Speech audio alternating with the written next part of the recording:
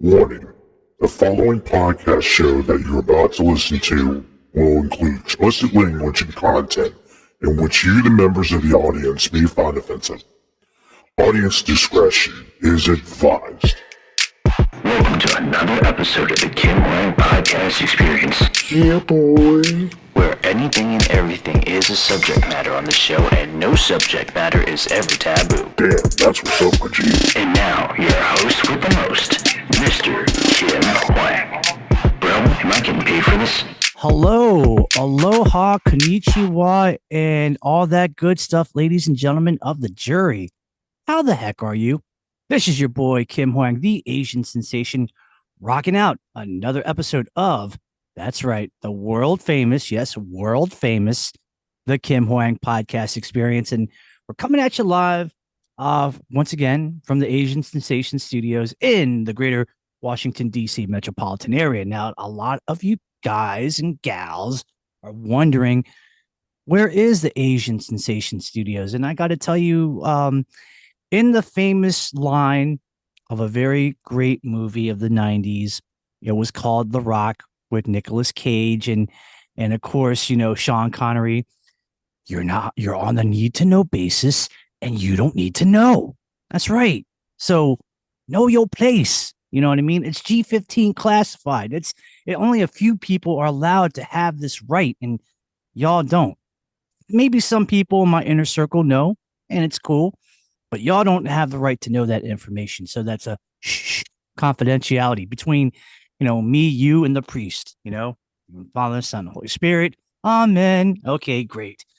But guys, seriously, it is a great day. I am in the booth. I am very happy for a lot of reasons. And, you know, I just want to jump right into it. Ladies and gentlemen, it is very rare in, you know, my podcast. You know, you have to do something in life that really touched my heart in order for you to be a multi-guest.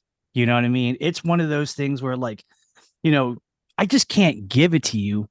You have to earn your spot. You have to earn your position. That's just how it works. You know, it's like in karate, you know, I can't just give you a black belt.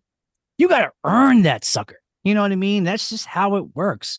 Otherwise, if I just give it to you, then what's the point? It bears no meaning, man. None. And this person is a person that has earned that right. She got in, and all I got to say is, wow, you know, for sure. She has been a past guest on my podcast over in episode 12, and that was on season 2, which is the current season that we're on right now. She is a very powerful and a very talented martial artist, being a dual threat as a black belt in Taekwondo and in Goju-Ryu karate. She has competed all over since, you know, she was a wee lass, and still doing it at her very, very beautiful and, you know, we'll just say, you know, refined age, if you will, and still going strong. She has also done some acting. She has also done a little bit of fight choreography and so forth. And, you know, we are just happy that she's here.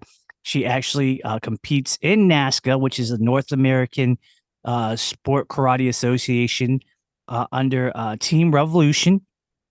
And we're so glad to have her back twice, ladies and gentlemen, for the one time, right here in the Asian Sensation Studios. We have the lovely, the talented, the dangerous, the vivacious, yet the mean, badass warrior spirit herself. Clarissa DeHoyos is in the building. Clarissa, welcome back to the Kim Hoang Podcast Experience. Yay! Thank you so much. I'm so glad to be back. I love it. And thank you for using all of those words to describe me. Oh my God. I'm going to have to write all those down. That was perfect. I love it. I feel like there's got to be like a hype man or agent or, you know, somebody in the ranks of Don King to really write this stuff down to promote you like that, because it just, everything that I said is so true, and a bag of chips. I mean, you know, we wouldn't say it if we didn't mean it now. Yeah, well, I appreciate it. So thank you. And yes, super honored to be back and glad to be back. And being able to be with you and talk with you again. So super excited for this show. And yeah, I love it. So thank you again for having me again. It was a long time, in the coming, ladies and gentlemen. Her agent had to talk to my agent. Her promoter had to talk to my promoter. There was a little bit of a language barrier because my people don't speak Espanol. So, we had to find a way to kind of find the common bond. And, through a lot of contracts and negotiations and everything, and Clarissa sitting on that high seat with her, high heels sticking out like, she's the Queen Dawn. We were able to really nail this down. So I want to thank all the lawyers and all the promoters and agents that worked so hard and diligently to get this going because real talk, ladies and gentlemen, this is the truth of the year 2023 of this year. Episode 12, where Clarissa made her debut, was the number one highest listening episode in all of the podcast streaming services, whether if it was on Spotify, Apple Podcasts, Google Podcasts, or Amazon Music. They were tuning in. And like the analytics literally was like Wall Street. It started here and it just ascended and it didn't stop. So first question, Clarissa, to be the one that that your episode was the highest listening episode in our podcast's history. What does that tell you, and how do you feel?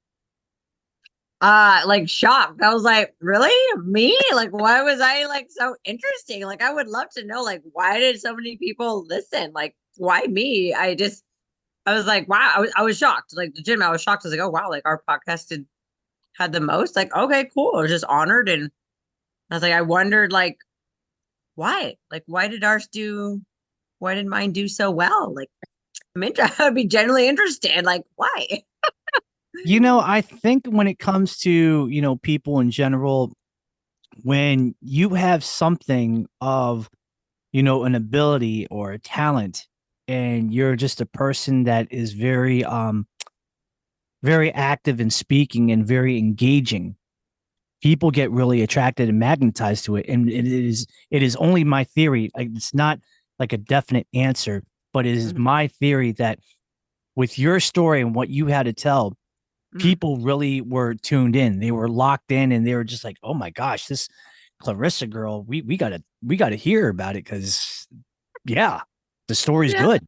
I like it. I mean, we did talk about a lot. I remember us talking about a lot of just stuff. We were everywhere in that podcast, and I shared a lot of personal stories to like some of my favorite things. Like we shared a lot. So I mean, there was a lot like to go off of. It was a very interesting and fun conversation. So yeah, I can see that.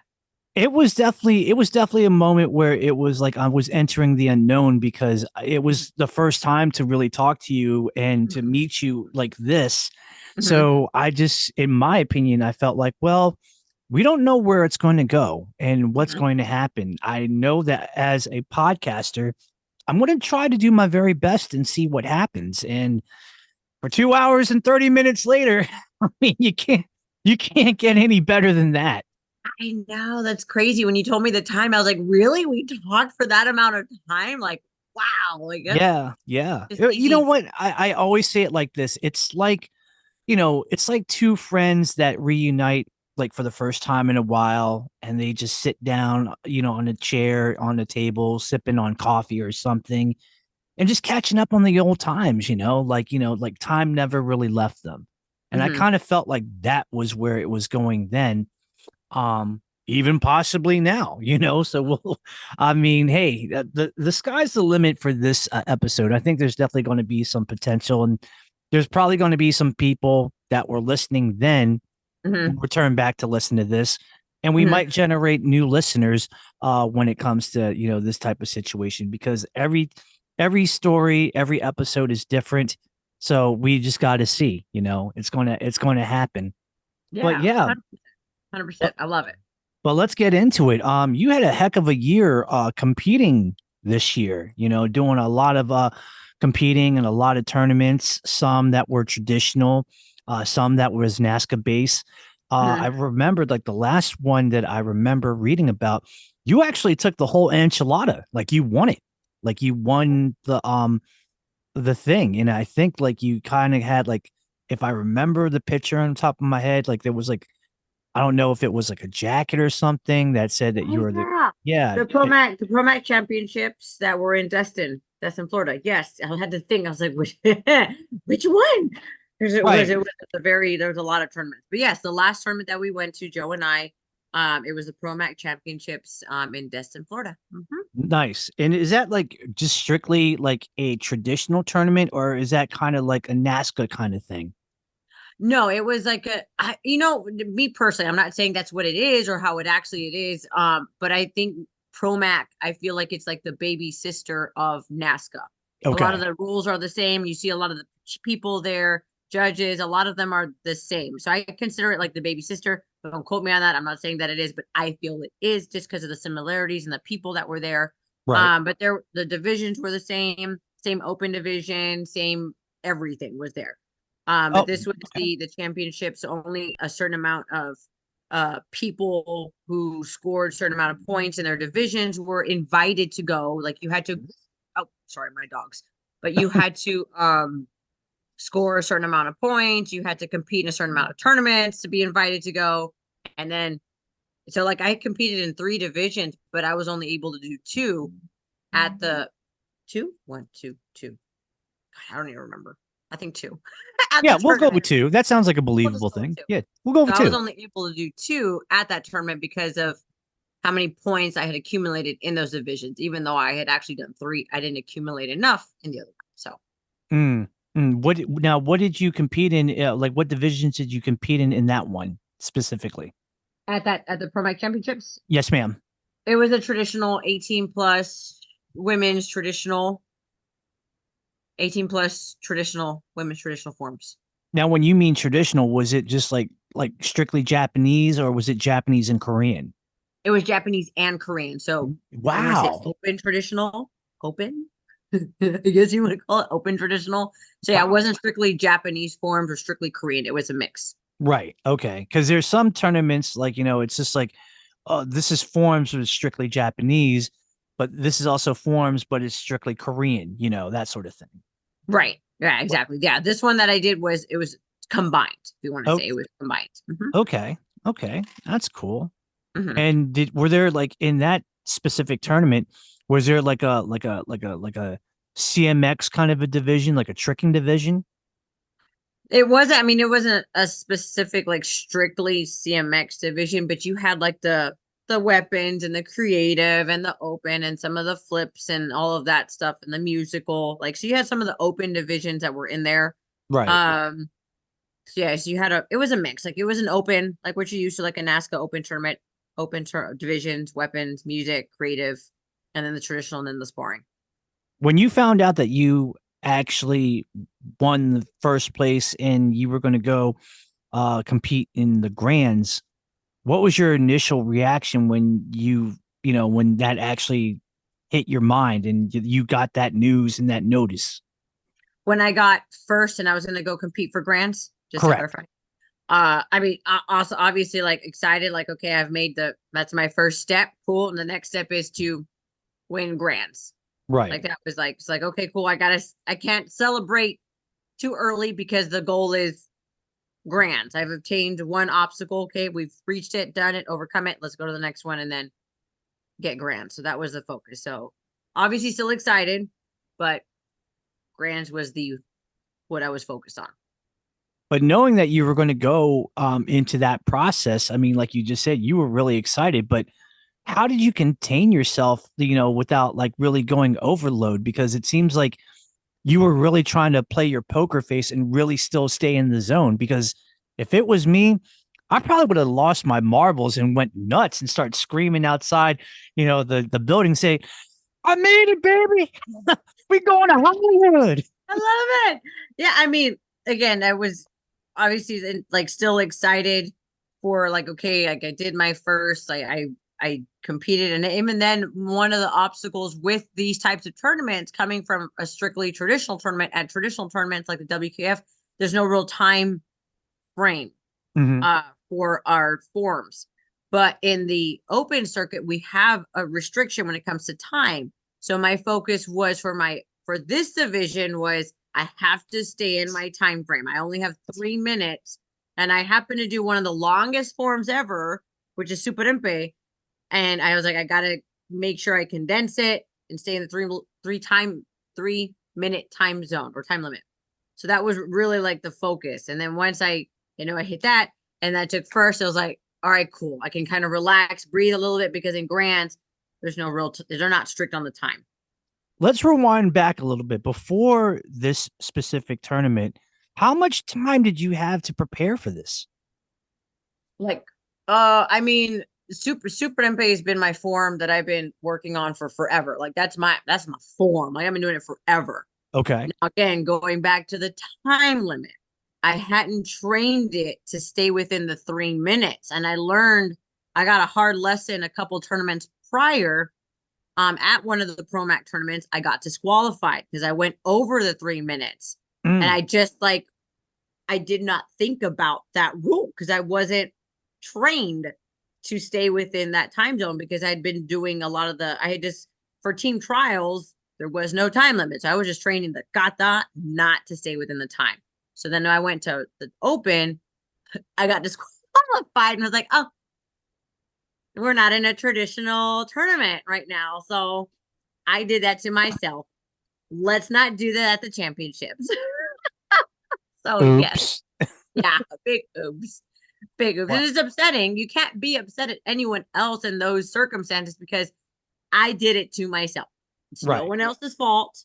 It is a rule. I did not follow it. There you go. Done and done. So I started training just to make sure I stayed within that time frame. So the form was the same. I just had to condense it. Yeah, make it shorter, quicker, per se. So how long did it take for you to actually train yourself to actually do that kata in that condensed amount of time, meeting that 3 minute limit? I mean, did it take very long, or was it, was the transition pretty easy? How was that process? It was, I don't want to say it was like, oh, it was super easy. It was easy enough because I had the time to get prepared for it. If it had been like the next week, I would have been like, oh, this is going to be hard. I might have to change to a different form, because I don't want to go in there rushing and it looks like a hot mess. Right. So I had enough time to train it correctly so that it still looked good, and then it still fit the time frame. And then another thing that helped is I had Joe there, my husband, to watch the time. And if it started getting to certain time, like if I had a minute left or a minute left or 30 seconds, he would yell out, a minute left, 30 seconds. So I could hear, okay, this is my time frame. This is where I need to be at that time to finish up on time. Right. Wow. And competing for the big one, competing for the Grands on the biggest stage of them all, where everybody's looking at you, that's got to be a nervous feeling. Yeah, 100%, because even then, it was live. So all those open circuits, they had the I don't remember which what league or where they were showing it, but they had the camera set up at all the rings. So I was also competing live. Other people were able to chime in and watch live. Also while I was doing it too. So that's another thing. Like, I'm competing with the judges, everyone else is here, and then I have a camera. Other people at home are watching me too. So it's like, not to add any extra amount of pressure, but we're just saying. Hi, I don't know who or who's chiming in, but you go over there. Hi. Hello. Wow. Yeah. That is amazing. I mean, how many in the year of this year, 2023, about like how many tournaments do you think that you yourself have competed this year? I know at least once a month. For sure, at least once a month. Some of them had at least 2 tournaments. Oh, I wish I had an exact amount. If I go based off of just what we have already scheduled, because we already have stuff scheduled for next year, like that's already planned out. Mm. And even then it's not set because we might be adding more. So like next year, 1, 2, 3, 4, 5, 6, 7, 8, 9, 10, 11, 12, 13, 14, 15, 16, 17, 18, 19, 20. That's just 20. And we might be adding in more. What? So yeah. Dude, like, how many of them are Nazca?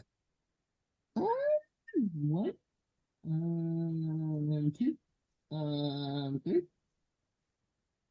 Like four, ex like five, example, uh six. I think like you're going to be hitting the US Open, right?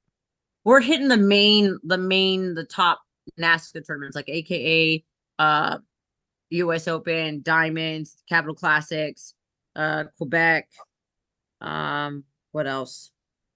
I think we're hitting in total about like 8 or 9 American, 8 or 9 NASCAR tournaments. Wait a minute. Did you just say you're going to hit the Capital Classics? Capital Classics. Yeah, Capital Classics. We got to meet. I will Oh, be. done. We got. I will be there. We got to meet. I like seriously. I want to be like that kid where like I want to get a hug. I want to get a kiss. I want to jump up, kitty. Like Jump up and oh down, happy dance. Yay, yeah, happy dance. I got to kiss and get a hug. Yeah. Oh, that's so nice. Yay. Just Well, like it's a kid, August 1st. just like a young kid, like a baby kid, ordering from the taco truck, and like the woman's like, "Oh, mi little gordita, ¿cómo estás?" Too cute. Well, yeah, that's on the list. That's the plan. August 1st. Oh man, I'm sold. Yeah, yeah, we're going to make that happen. We really have to. Oh Done. my God, Done. because again, we've known each other for so long. I think it actually started like way years ago over in Facebook land. Hmm. And do I even say that maybe like a predecessor of like social media? I don't know. Were you a MySpace person? I was on MySpace for a little bit. I didn't really, it wasn't like as big, but I had one. It was Right, there. right. Was there. We were there. Oh, MySpace, may you rest in peace. I know. God, talk about That was great social media, and that you can was make your fun. own designs on your page, and you can even have Yes. intro music. The Oh music. I yes, remember that. yes. Yeah. Oh, Facebook, you're messing up, man. You are so messing. We gotta update this. We gotta upgrade, guys. Come on now. Yeah, we Come we on. we got we're in the future, the future. Yeah, I want to be able to choose music and background. Like, come on now. But Come on. going back, like you're going to be competing in a lot of tournaments. Let me tell you some, Clarissa. That's as well as I do. Those tournaments are not cheap Oh, to don't even. pay for to the competitors' fees and the hotels and the airfare. I mean, stuff like that adds up. Like I mean, now I know out of at least from what I know, it's not like Mhm. you're sponsored by Nintendo or Toyota or something. So I mean, what gives? So yeah, so that's obviously, like I said, we have a lot of big plans for next year. We want a lot of stuff to happen and make it happen. Um, what we're doing is, I don't know if you've seen on Facebook the fundraiser that Joe and I are hosting right now, that raffle. Yes, I He's did. doing, I did catch that. I did catch that. Yes, yeah, go ahead and explain a little bit more about that. yeah. So we're using this raffle to help fund a lot of our tournaments next year. It's a pretty big raffle. We have about 10 big prizes that we're raffling off. Tickets are only $20. Okay. Uh, and we're doing like one big raffle right before Christmas and then one big raffle right before Super Bowl. But the prizes themselves are like dang, like there's some big prizes. Let me see if I can pull up some of them. But we're using that fundraiser to help fund a lot of the tournaments that we have planned for next year. That's the goal. Mm-hmm. We have signed jerseys. We have Tony Parker. We have a McCaffrey jersey. We have a signed Cowboy Diggs poster. Mm. An Eagles poster or picture. We have 2 guns that we're raffling off also. Okay. Smith and Wesson and an MP5 rifle. Like Mm-hmm. we have some big stuff that we're raffling off. So we're pushing that to help fund our tournaments next year to help at least Nice. get it started. Yeah. Now, what if like somebody just wants to just basically monetarily donate? They just don't. They don't want to. They don't want to, pay for any like raffles or anything like that. But they just want to straight make a donation. How would Like be that work? a sponsor or something? Well, just like hey, I don't want to actually like. I do have the $20, but I don't want to be in the raffle. I just want to give it to you guys. Use it as you wish.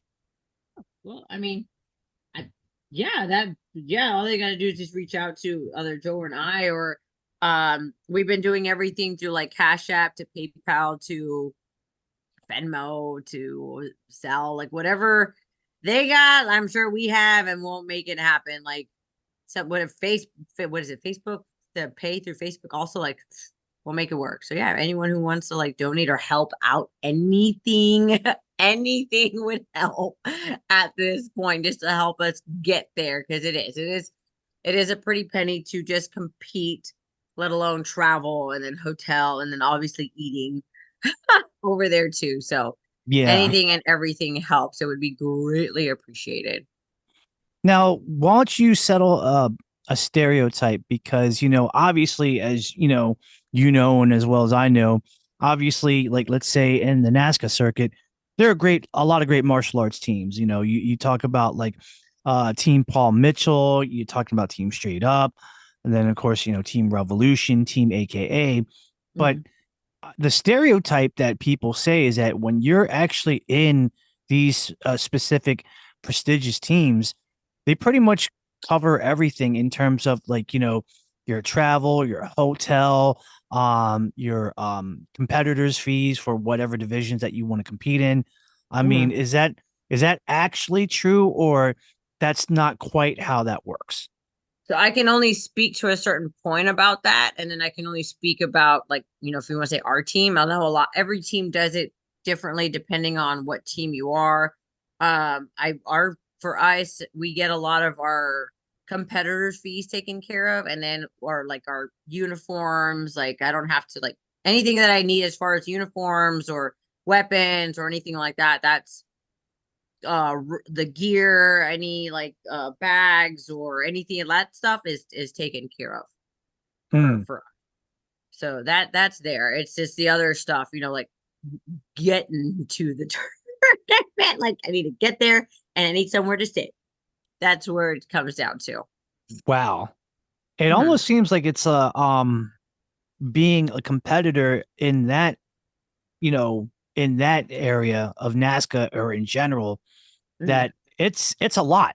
Like it's really like it's a huge ask to, to go to these tournaments and to actually, work hard to, raise funds to get to said tournament, to stay over, near a hotel where the tournament is, to pay for these fees. It's almost like I almost feel like I got to sever my left arm off just to, to compete.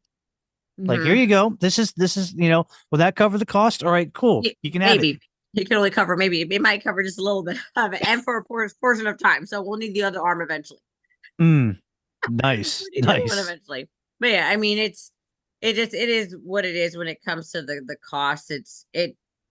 And it goes with, if you want to go into that aspect, the economy, inflation, pricing, and everything that's just going up. Tournament prices are going up. Everything is going up in itself. Back when we were competing, when I was like 10 or 11, like I think $50 covered everything, and now it's probably double or triple that. Yeah. Yeah. Knowing that you're, well, I'm sorry. Go ahead. That was it. And if you're doing more than 1 or 2 or 3 divisions, like, and it's like, like some of the kids who I know do like 8 or 9 divisions. I'm just like, how? And that's 2 pretty pennies. How about that? Yeah, I would say so. Well, being a competitor like you are, with all these tournaments and everything like that, how does one, like specifically yourself, how do you prepare for, the season? How do you prepare for everything? Because it's a load. It's definitely a course load and a half. It's nonstop work. For us, like you have other sports per se, sports that have seasons. Yep. We don't have a season. We're ongoing. Like we're nonstop working and training. There's no stop for us. There's no like, okay, 5 months, then you take a break for the rest, and then we get back at next year. Like, no, boo boo, we keep working.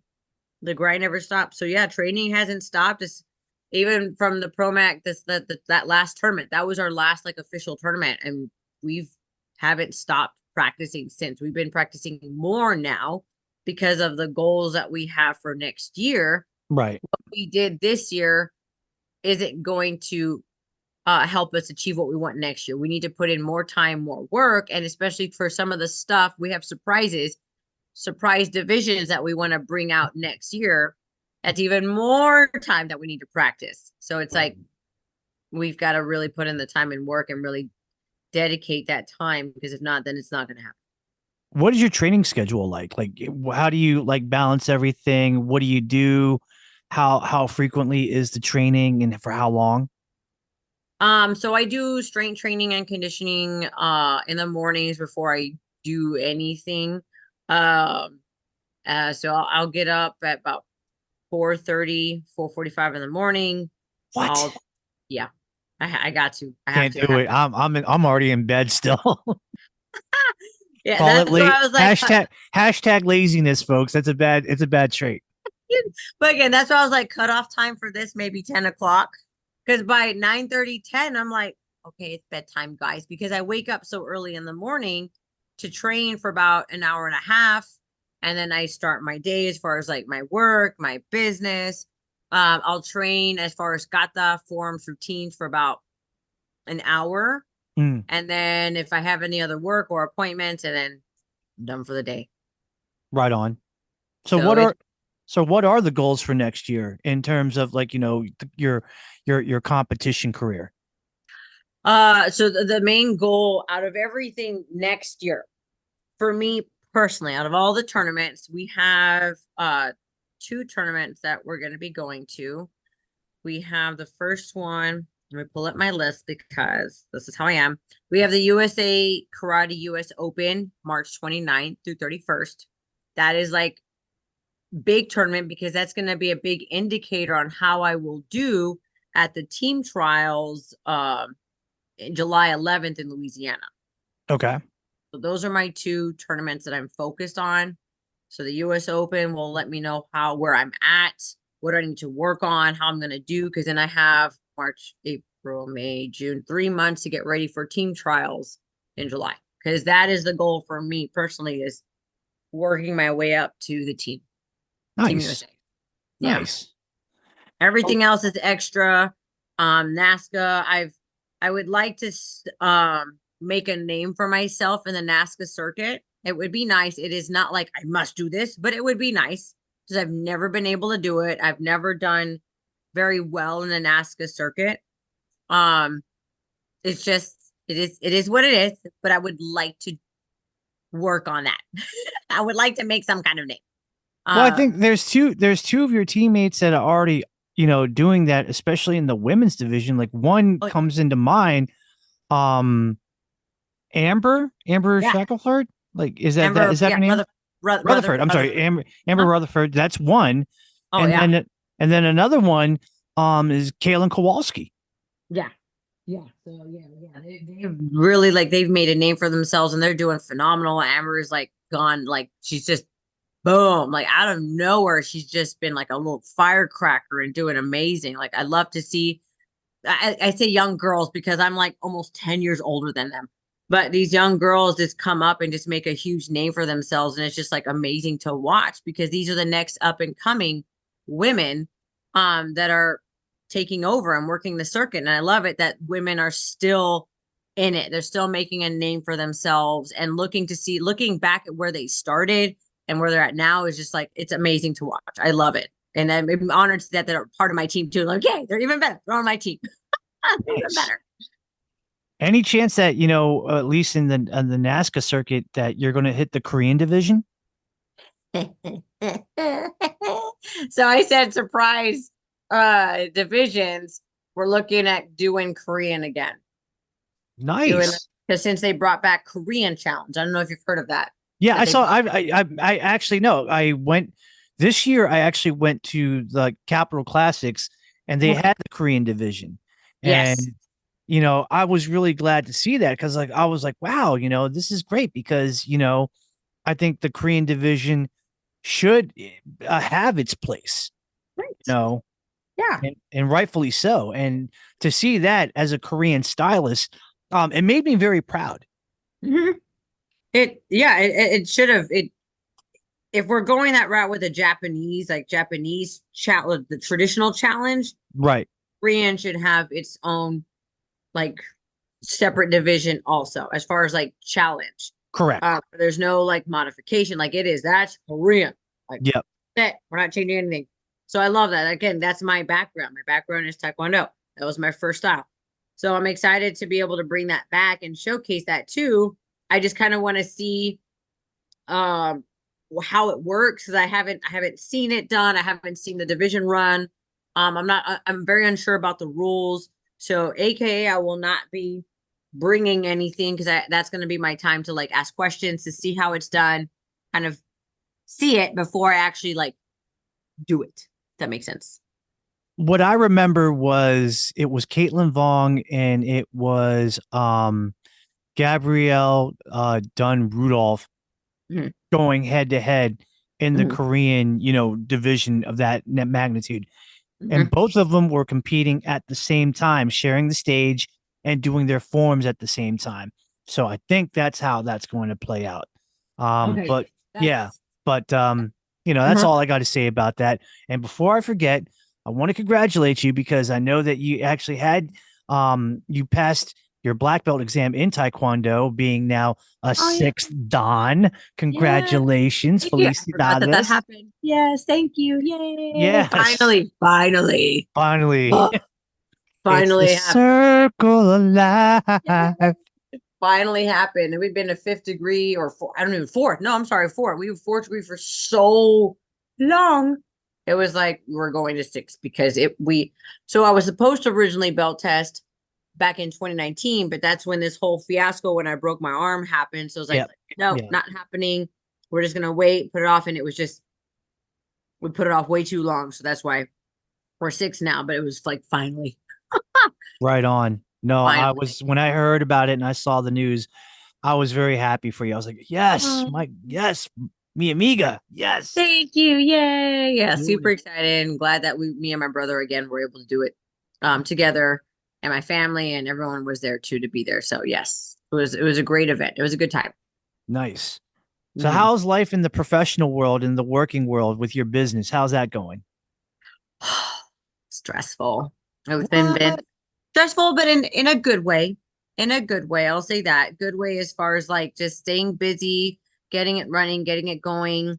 In what am doing, there's certain licenses that I need to obtain to be a full on licensed agent and to be able to service clients fully in everything that I do. Mm-hmm. Um, so I'm missing one if you want to say exam. One exam. I need to pass one more exam before I'm fully licensed. And it's hard. It's very hard. Yeah. So this exam, I've actually, unfortunately, I failed it twice. Uh-oh. But it's just odd. Like it was in the exact same, like same amount of questions in the same category, same amount. So it's like, how did I do it the same exact way twice? Like, okay, you know what? It's fine. I don't want to think about it. It is what it is. Let's just move forward. The way that this exam is styled is more based off of which answer is best based off of what is given. So all of them are technically correct. I just have to choose the best one based off of what they're giving me. And that's just kind of like, oh, like it's hard. Like it's hard to figure out like which one is best according to the question, the client, and everything like that. So one more exam, and then I'll be fully licensed. I'll have the office up and running next year.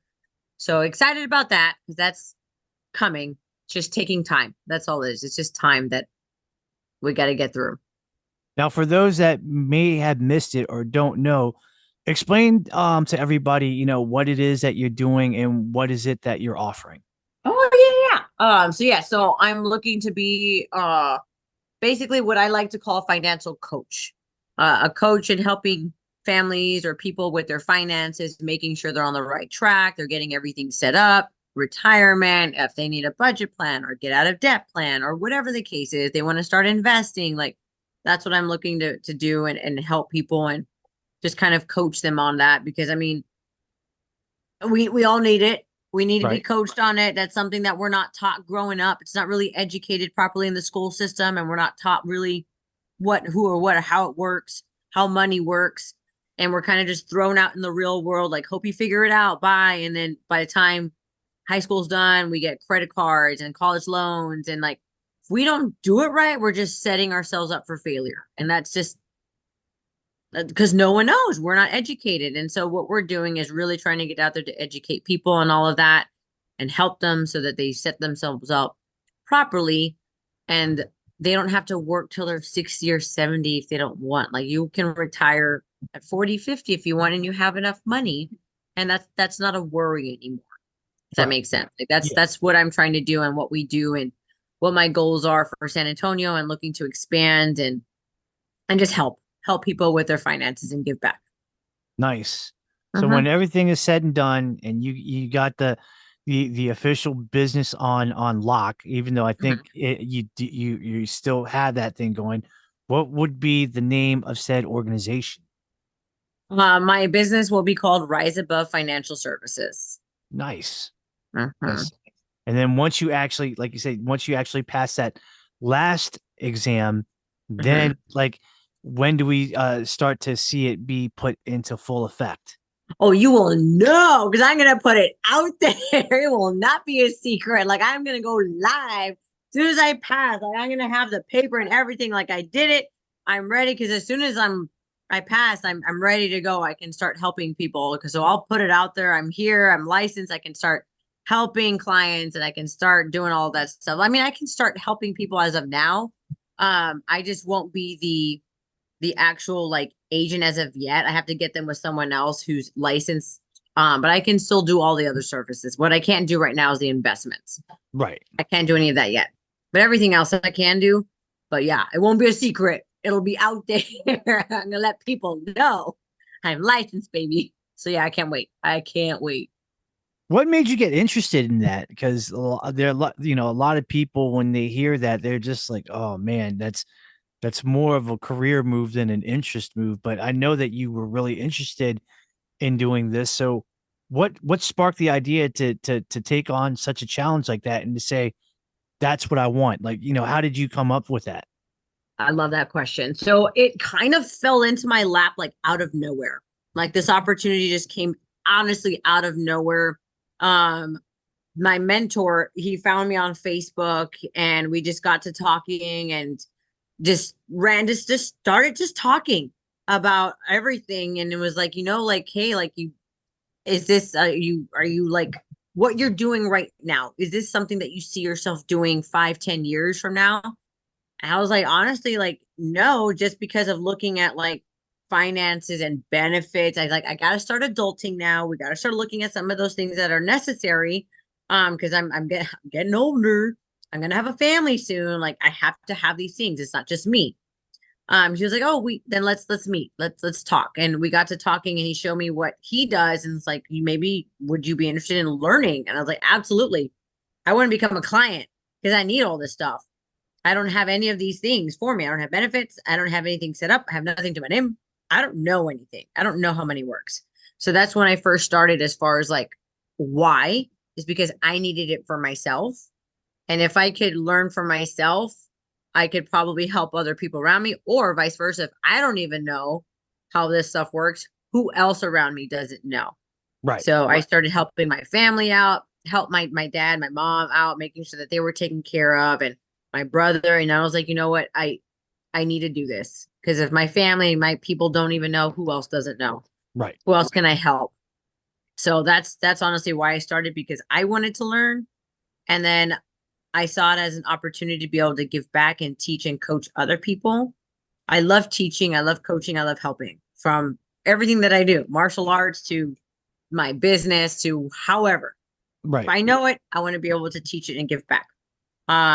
It goes back to why am I going to hold on to this information when I pass? Like this is not the reason why that information and that, if you want to say gift, was given to me. Mhm. It's given to me to give back. That's why. So that's why I honestly love what I do, because I've seen it change people's families and this their finance and just everything and just a whole like flip side. So that's why I started and why I continue to pursue it and do it and why I'm so like gung ho at it. Nice. Mhm. Nice.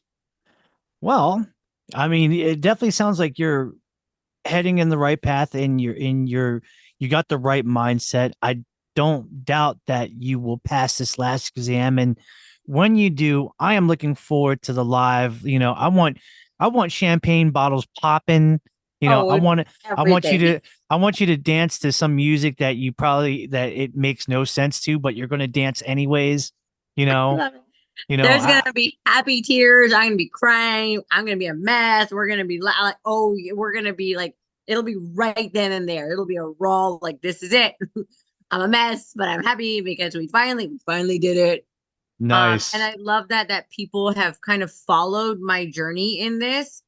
And because I mean, it's happened. I failed on one of the other exams also, and I was like, you know what? And I went live for that too. It's just like, it's because just showing that it's anything worthwhile is going to be tough. Right. It's just how it goes. Look at being a black belt or getting a degree or anything. It takes time. You're not going to get it the first time. Right. And there's just a reason for it. And you know what? Just cry it out, do what you got to do. But then you know what? Let's buckle down and suck it up and let's keep moving forward. And that's why I did it too, is just to show people like I'm in it for the long run. It's tough. It's not easy. I failed. It's okay if you fail, but what matters is what you decide to do now. I'm not quitting and I'm going to make it happen too. So I have people following me in this little journey, and so I'm excited to, whenever that does happen, that I know I have other people kind of rooting for me and cheering me on, that I can say that I did it. And I couldn't have done it without the support of a lot of my people and my mentors and friends who have been cheering me on the sidelines. I will say this, and I'll give you a piece of advice. When is the next time that you're going to take this exam? When are we going to have attempt number 3? So I have to take it in January. So I have 30 days. Like I have to take 30 days off before I can take it again. So the goal is to take it like halfway sometime in mid-January. Okay, this is what you do, and I thought about this. I just thought Listen, about this. This was listen. like literally the epiphany came out like 5 seconds ago. So when you sit down and they're like, okay, you may begin your test now. Just go ahead and breathe, and then just look around. And if you see an Asian person right next to you, just be like, A, C, C, E. Yes, I'm going to pass the I love test. it. I love it. I approve. Yes.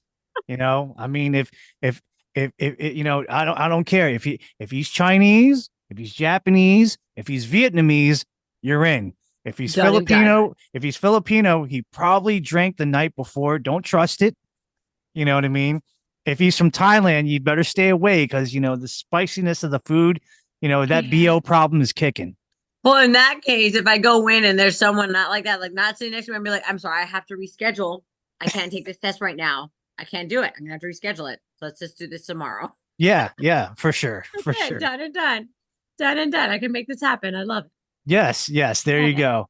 So what's going on in the world of local film acting? I mean, are you still kind of like involved in that area, in that arena? 100%. Oh my God, I'm so glad you asked me this question. So Joe and I just finished working on um our latest feature film. So the when we had last talked, I talked about CJ Goodwin and Eyes of a Roman, and that was like he had already shown it in theaters and bomb, which is awesome. So CJ, we just we just wrapped actually a couple weeks ago his latest film, and it's called Sherlock Holmes, Mayor of the Night. I remember. And Yeah, I remember we talked about it in that on our last episode back Mhm. way back in the day. Yes. Yes. So we Yes. finally were able to get it started. We filmed our scenes. They just wrapped. So now CJ's in editing mode right now. So looking forward for it to drop sometime fall next year. But super excited to see this because I mean, not that he didn't go all out, obviously, in Eyes of a Roman, but this was like the next, like, all right, we've learned, it's time to move up. So this was like the level up from that. And the storyline and just everything. Oh my God, I cannot wait. Just looking at some of the stuff that he shared, the cinematography, the way that it looks, um, some of the snippets that he shared with us, like it looks amazing. I'm super excited to see it. Super excited. So yes, we are still um working very heavily in the acting film world here in San Antonio. That was the last feature that we just did. I was fight choreographer for it. I had a major fight scene in it. I actually got to fight Joe and then two other men in that fight scene also. And I got Right to on. beat them all up. So yes, so much fun. So So much much fun. fun. Oh yeah. It was great. It was a lot of fun filming that. It was great. So I'm super excited to see it and how it's all gonna look. And yeah, I can't wait. I can't wait for that to come out. Did you ever think in your wildest dreams in your whole life of existence that you would ever, you know, chase the dream and to be, a fight choreographer and a stunt coordinator? Because as long as much as I've known you, I never really thought that that was in the cards. So how was that in the cards? No idea. It just happened. Like it just happened. Like it's a lot of the other things that happened in my life, it just happened. It is what it is. So it's all started obviously martial arts. I know how to fight. I know all this stuff, and then kind of going from the martial arts to doing like demos and like we would choreograph some fight stuff together, me and my brother. And when I got into college, the university there, I already had this itch for acting back in high school. It started in my senior year. I had the theater class, and I was like, I like this. Mhm. This is fun. Like I don't know what it is, but I like this. I want to pursue this more.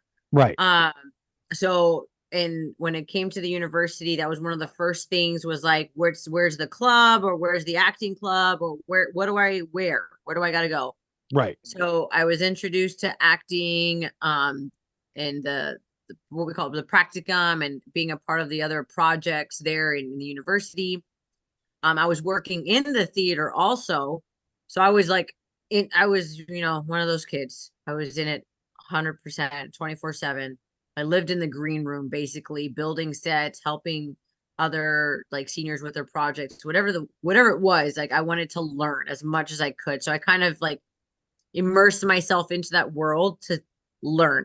So that's where I became really good at the makeup. I became good at designing the sets. I became good at um the scripts. I became really good at the fight choreography. Like I just immersed myself into that world. And how did it even begin as far as like I think I got a role in a film and they were kind of asking like, oh, like, there was a fight that had to happen. And I was like, well, let me help you. I have a background in this. And they're like, what? Claire, you know how to fight. I was like, oh honey, let me show you. So I helped them choreograph their little scene and it kind of just grew from there. Right. And then that's where my background came into play. And then the actual fight choreographer at the university got me to help him choreograph some of the fights in the actual shows that were Right. going on at the university. So I learned from him. And he taught me a lot of like the differences from film to theater. There's some differences when it comes to fighting on stage to fighting in a film. Right. Um, so I learned again as much as I could from him, and then it came like I learned some of the sword play. I learned how to do some sword fights. Also, that is so cool. Side note, learning how to do sword fights with like the Right. rapiers and everything, like the old school like sword fights, like oh my god. Um, and yeah, and that's where I was the fight choreographer. That's what I became known as. Like if you're a fight, Claire, you need this, Claire. Like go talk to her, she'll help you choreograph it. Or she knows people who can fight to get you in who can be in your film.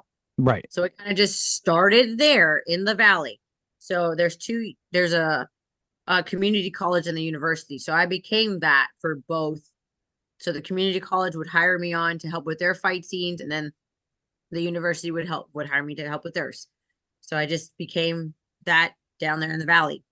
When I moved here to San Antonio, a lot of the other people that I graduated with moved up here. So it helped kind of get my name out there here in the San Antonio community, because I knew that they knew me, I knew them. Like, just kind of like, they kind of threw my name around. So that helped build my name up here.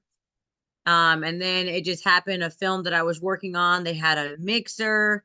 One of the guys, Lawrence, I love Bell. He forever will be thankful, because he's the one that introduced me to CJ.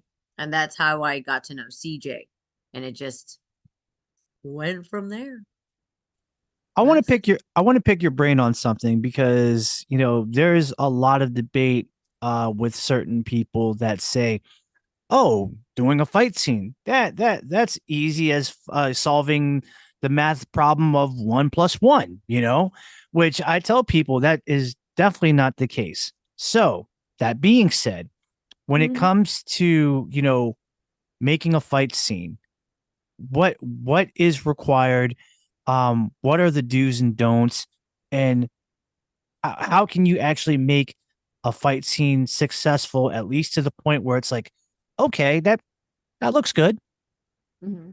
Well, okay. Well, I'll just go kind of like my rules and my steps of what I follow whenever I get asked. So I'll just use CJ as a perfect example, because he's the most the one I just worked on. So first off, basically, like, there has to be a trust between me and the director. The director has to trust me to do my job, and I have to trust the director in what he's telling me, the information he's giving me. That is what he wants. Right. He can't change it all of us. I mean, he technically can. He's a director, but it just would kind of hinder what we've already have done. Right. So it's like, we have a meeting, we sit down. Okay, this is what I want. This is what I want you to do. This is how long. These are the weapons. Like, I need everything. Where? What kind of ground are we going to be on? Is it a stage? Is it what are we wearing? Other weapons? How long? How many people? What's the? Is there any lines? Like, I get everything, as much information as I can, because the more I have, then the better that this fight scene is going to be. So I ask all the questions at that point. And then next is how many people? Is it one? Is it two? If it's just me and one other person, is it me and three? How many, is it 1-on-1, 2-on-1? Like, how is it going to work? So once I get that, then I have to figure out, okay, are these people that you are bringing on, or do I need to find these people? And then based off of that, I can kind of go from there. Obviously, you want to work with people that because you know what they're good at, what their strengths are, weaknesses, what we need to work around. Obviously, I want to work with people who are around me so we can practice, because it comes down to practice and repetition, honestly, 100%. And based off of that, then we meet, and then we kind of like, okay, obviously safety is first. That is my number one priority. Right. I don't want anyone doing anything that they're not comfortable with. And I don't want anyone doing anything that they feel like they are not comfortable with. Like, if I give a move that I know, like, you can do this, but they're still not comfortable with it, don't worry, let's change it, because I don't want you uncomfortable. My job is still safety. That is priority. Once I have that, then we kind of, okay, this is the time era. This is how they fought. I have to do research on, like, when was it? The 1800s. This is what they used. This was the fighting style. This is how they work. Okay, I did copy that, because I want it to be legit. Because I'm one also, when I am watching a film, I'm like, they would not have used that in that time zone, or in that time, that weapon. That's not how they would, like, that's just how I am. As a martial artist, as far as like fight. Yeah. As fight goes, I'm like, no, that didn't make sense. And I mean, it goes with anyone. Like, when my husband, he's a police officer, and he looks at uniforms and military, and I'm like, that's not right. That's not right. That doesn't make sense. He has it on the wrong side. So it's like, people who know look at these things, and it kind of just gives like that background, the credential to your film. Like, did you actually do the research for your film, or you just kind of like, oh, that looks good, go ahead and just do it? Like, no, I want it to be legit. So Right. those are a lot of the steps that I take when it comes to fight choreography. But even then, like there's a lot of things that like in this last fight, this film, Right. we had to change and adapt a lot. We had one guy that we had to cut. So it went from 4 fighters to 3. I was like, okay, we got to make this work. Again, luckily I built a trust with my team. They trusted me and I trusted them. They trusted me to like, okay, Claire, what do we got to do? Tell us what to do and we'll make it happen. It's like, okay. So, just building that camaraderie and that trust and that family ethic with your team helps. Right. And then being able to just adapt and work on the fly. Like, so it is not easy. It's not set in stone. Like you got to be able to adapt last minute. And we had to adapt last minute multiple times. And I had the trust of my people and the trust of the director and everyone else around. Like, okay, this is how we're going to work. So no, it's not easy. And I would not say it's easy at all. Like there's many factors that you got to take into consideration. Let me paint you a hypothetical. Say, for Uh-huh. example, that there was going to be a martial arts fight scene, and you being the person, you are, let's say, one of the people that is involved in that fight scene. As like, okay, I'm fighter A, and this is fighter B, and then all of a sudden, you have people that are not, let's say, they're not the fight choreographer, they're not the stunt coordinator. They don't know a lick about martial arts. They have not even took a lesson in martial arts. Mhm. They go ahead and they impose their will, and they're going to say, oh, well, you should do this instead of this. You should do this kind of kick instead of this kick. You should do this versus this. What are your opinions on that? And what do you think about those individuals that try to impose their will in that way? Whether if it's like a cameraman or a sound man or an actor, again, that just doesn't know anything. Like what would be your stance on that? Oh, I'm getting comfortable because I'm about to tell you a story because this happened. So, Oh, um, yeah, so this happened on the Eyes of a Roman set. okay. So with that one, the only thing with that one is there was one fight choreographer, just me, and like a million people that I was working with when it came to this fight scene. And the thing with that is you had, again, factors. A lot of people dropped out when we first started this fight choreography, and a lot of new people came in. So a lot of people didn't know me, they didn't know a lot of people around. They were just brand new, didn't know the fighting, just didn't know anything. So we have to adapt. We have to do this where again, safety is priority. Everyone is safe. We're good. We're comfortable based off of, and then obviously what the director wants, where like there's a lot of factors to just take into consideration when it came to that fighting because there are so many people fighting at once. So because of that and because of where we were at and what was going on in the certain scene, there were certain people who did not know the fight choreography who could not be seen. Like just you don't know it. You're brand new. You cannot be seen because you don't know the fight choreography and we don't have time to teach you. So I'm going to put you here and this is just a bait. You're basically going to get killed off. You're going to be one of the people who get killed off real quick, but at least hey, you're in the film. Okay? Cool. Done and done.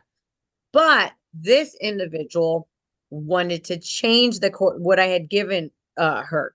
She wanted to like, no, this is what we're gonna do. And she was talking not to me, to the actor that she was working with, that she was supposed to be fighting. It's like, no, we won't do that. Let's do this and let's do this, do this. Well, that other actor came up and told me and was like, hey, this is what's going on. I I think you should know, but I was like, okay, let me address it. And so I addressed it and always in a professional manner. Look, this is what why, who, what, where, when, boom, boom, boom. Yes. Okay. Done. As I was turning away, she then again was like, no, we're not going to do it. And I was like, I'm okay. So I go to the next chain of command. Mm-hmm. That is going to be the assistant director. So I was like, okay, I'm not even going to talk to you anymore because you have no authority. This person has the authority. So I went and talked to the director, the assistant director, and told her what was going on. She's like, no, not going to happen. I'm just going to kick her off set. So she got kicked off set. So it's like, no boo boo. Wow. No boo boo. You do not mess around in this with this and what we are doing and undermine my authority. I am the fight choreographer, not you. In that same sense, every film set that I have worked on, that is the only time someone has done that to me, undermined my authority. Right. Everywhere else, everyone has had their like, either if they had a concern, they came up like, hey, Claire, like, this is what's going on. I don't know if this is right or should we be doing this? We talked it out, like, you know what, that looks better. Do that. If something I gave them and it didn't look right and they changed it and like, hey, they came up and talked to me about it and like, you know what, that looks better. Do it. I like that way better than what I did. That works for me. Or vice versa, like, hey, this is why we need to do it. So no one has ever done that to me except that one time. That Wow. one, like, I was like, oh wow, this is really happening right now. Like, I don't know what to do. This is crazy. So yeah, I just, next chain of command, I go talk to the director and she got kicked off set. Like, you don't do that. You don't do that on any set. Like, it's sorry. No. If y'all thought that the Karens of the world actually ruled this town, you got another thing coming. Because, honey, you are not the one. Let's be real about it. Because, like Clarissa said, and I agree. Number one, safety is a huge issue. Number 100%. two, know your place and stay in your lane. Because, if you don't know anything about this, and there's somebody that specializes in that area of expertise, better go with the sure thing and not your thing, because chances are it ain't working. Yeah. And it's a small knit community. We know everybody.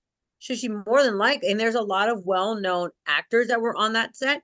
The directors and everyone that were on that set are very well known in the San Antonio film community. You're gonna get black sheep because of that attitude that you're giving us. If you're willing to do that to a fight choreographer, to someone who has some kind of authority, what are you gonna do to everyone else? Like, Yeah. you're just doing it, you're just hurting yourself. Like, why? And you got kicked off set. And all the scenes that you were in, sorry, they got deleted. Like, why? There you go. So yeah, you just don't do that. That's not how it works. Sometimes I have to question why somebody like that would go against the grain and go rogue. Like, No. what are they thinking? What's in their mind frame? Do they just think they automatically know it all and they're better than you knowledge wise, or they just feel like, oh, because I'm a person that has this role and it's a lead or whatever, yada yada yada. I pretty much have a lot of leeway because it all revolves around me. And that's funny because she was just an extra. Like, you are an extra, honey. You're not even a lead. You have no speaking lines. Like, I don't understand. You're not a speaking role. Who are you? You are someone that is expendable, and we are going to get rid of you, and we did. So I'm sorry, no. So I've never had that happen to me. It was only that one time. Everyone else, thank God, has always been like, they've been awesome to work with, like amazing. Like this last film, Sherlock, had everyone on the set was just amazing, like just amazing. Even with the creek, because I mean, it was outside. It got cold. It was long nights, and you know what? Like, we're all in this together. We could complain and gripe, and nothing's gonna get done, or we could just suck it up and just get it done. Nice. So, like, that's just how we work, and I love having that team or that family, like, kind of like ethic. Like, this, either we get it done or someone complains, and then like just get it done. Right. We're here. Let's just get it done. Nice. And that's it. So yeah, I love it. I like working with a lot of the people here because they've, like I said, they've been really, really good and fun to work with. And like, they always bring the family camaraderie. And that's what I look for when it comes to working on a film. Nice. Nice. So where do you see yourself, like, in the industry for the future? Like, do you see yourself in the long run still wanting to be a fight choreographer and a stunt coordinator? Or do you want to kind of diversify more into acting and try to, challenge yourself in that realm? I would love to challenge myself in the acting realm. I would love to like really see how far I can go and kind of dive or dig deep into that realm and Right. just see and just try and just see what we can do with it. Um, I I don't know. Like I haven't really been given a very, very uh real opportunity to really see what that would look like. So Mhm. I would like to try. The last time I had a role, a big role was back in theater when I was a lead in one of the plays. Like I was a lead. I was a lead in that. So that was the Okay. last time, but this was like years ago. I don't even want to know how far back it was. That was the last time I really got to like really see how far I could go. And after that, it's just been like a lot of just the fighting roles. So yes, I would love to get some kind of role where cool if it has fighting, cool if it doesn't, but just to like see where my acting goes and see what I can do. Like I want to try. So yeah, as far as that, I really would like to go into the acting. Not saying that I don't want to do fight choreography because I love it. It's a lot of fun. I enjoy doing it. And I love being obviously I love being the go-to, but just I'm a woman who's a fight choreographer. Mhm. It's not very common, especially here in Texas. Like it's not very common. Right. So having that like um here and I've been able to like obtain that for myself and make a name for myself. I want to keep that. But I want to try acting. Why not? Well, So I got a slight little confession here, and I just want to put a disclaimer, folks, that I'm not a homewrecker. Okay, so I just want to say that right now. I am a nice guy, and Mhm. to Clarissa's husband Joey, please don't find me and try to hunt me down by chasing me with your Jeep and try to shoot me with the 12 gauge shotgun. I am not that person. I'm a peaceful man. I'm a loving man. But Mhm. if I'm going to be honest with you, recently I did have a dream, and we were in a film together. We had a fight scene. The fight scene was that you and I were fighting in a tattoo shop, and it was Really? yes, and it was like it was like you were looking for me because like I was the bad guy. I was getting tattooed, and I'm just like, oh, go ahead, you're bleep, and you're just like, okay, that's it. So we have a fight scene, and yes, it's a martial arts fight scene, and it's great, and it's going good, and just when I thought that I was going to win because I'm this macho guy, and I'm Ugh. supposedly like men are supposedly stronger than women, you came back by grabbing a tattoo machine, and you ended up like stabbing me in the throat with it, the very same tattoo machine that I was getting tattooed with. So, yeah, you're welcome. I love this. This needs to happen. You know That what? is awesome. If we can find a place, I'm down. I'm so I down. love it. That is crazy. And of all places, a tattoo shop. And then to die with a tattoo machine. Yeah. I love it. As soon as you stab me in the throat with it, you're just like, let me speed things up, and you put like your foot right on on the accelerator of like where that it powers it, and you can hear the machine go. Dang, what an effect that would be also. Now I'm thinking like makeup and like how to make that work. Like, oh my God, what brutal. That's a brutal dream. That's Yeah, brutal. and then the artist is like, "What in the world, man? How am I no? Why am I supposed to clean this up? Hey, hey, yeah, you clean my station up." I love it. What a brutal way to die. And this was a dream. This was a dream, and I think it was like it was a combination of things. Like the before I went to sleep that day, I was watching Ink Master on Paramount Plus. Mm-hmm. I was watching what was I watching? I was watching some martial art movie on my collection that I have on iTunes. And Mm-hmm. I just fell asleep, and it just happened, and you were in it, and I was like, and when I woke up, I'm like, hmm, Hmm. can we really make this happen? That is I'm crazy. I might have to call my friend Clarissa, on Facebook Instant Messenger and see if we can actually make this happen. That would be fun. I'm always down. You're gonna tell me twice. Yes, Always yes, down. yes. Well, ladies and gentlemen, this is the part of the famous, podcast, the Kim Hoang podcast experience, where once again, Clarissa has a rematch with the ever world famous rapid fire questions. That's right, ladies and gentlemen. It's back, by popular demand because, you wanted it and we got it. So, ladies and gentlemen, we are going to ask Clarissa a couple of questions. It could be any type of theme, it could be serious, it could be funny, it could be very philosophical, and she's going to go ahead and do her best to answer it. Now, the questions can be true, false, it could be multiple choice, it could be fill in the blank, it could be whatever. So she doesn't know what kind of questions I'm going to be asking because it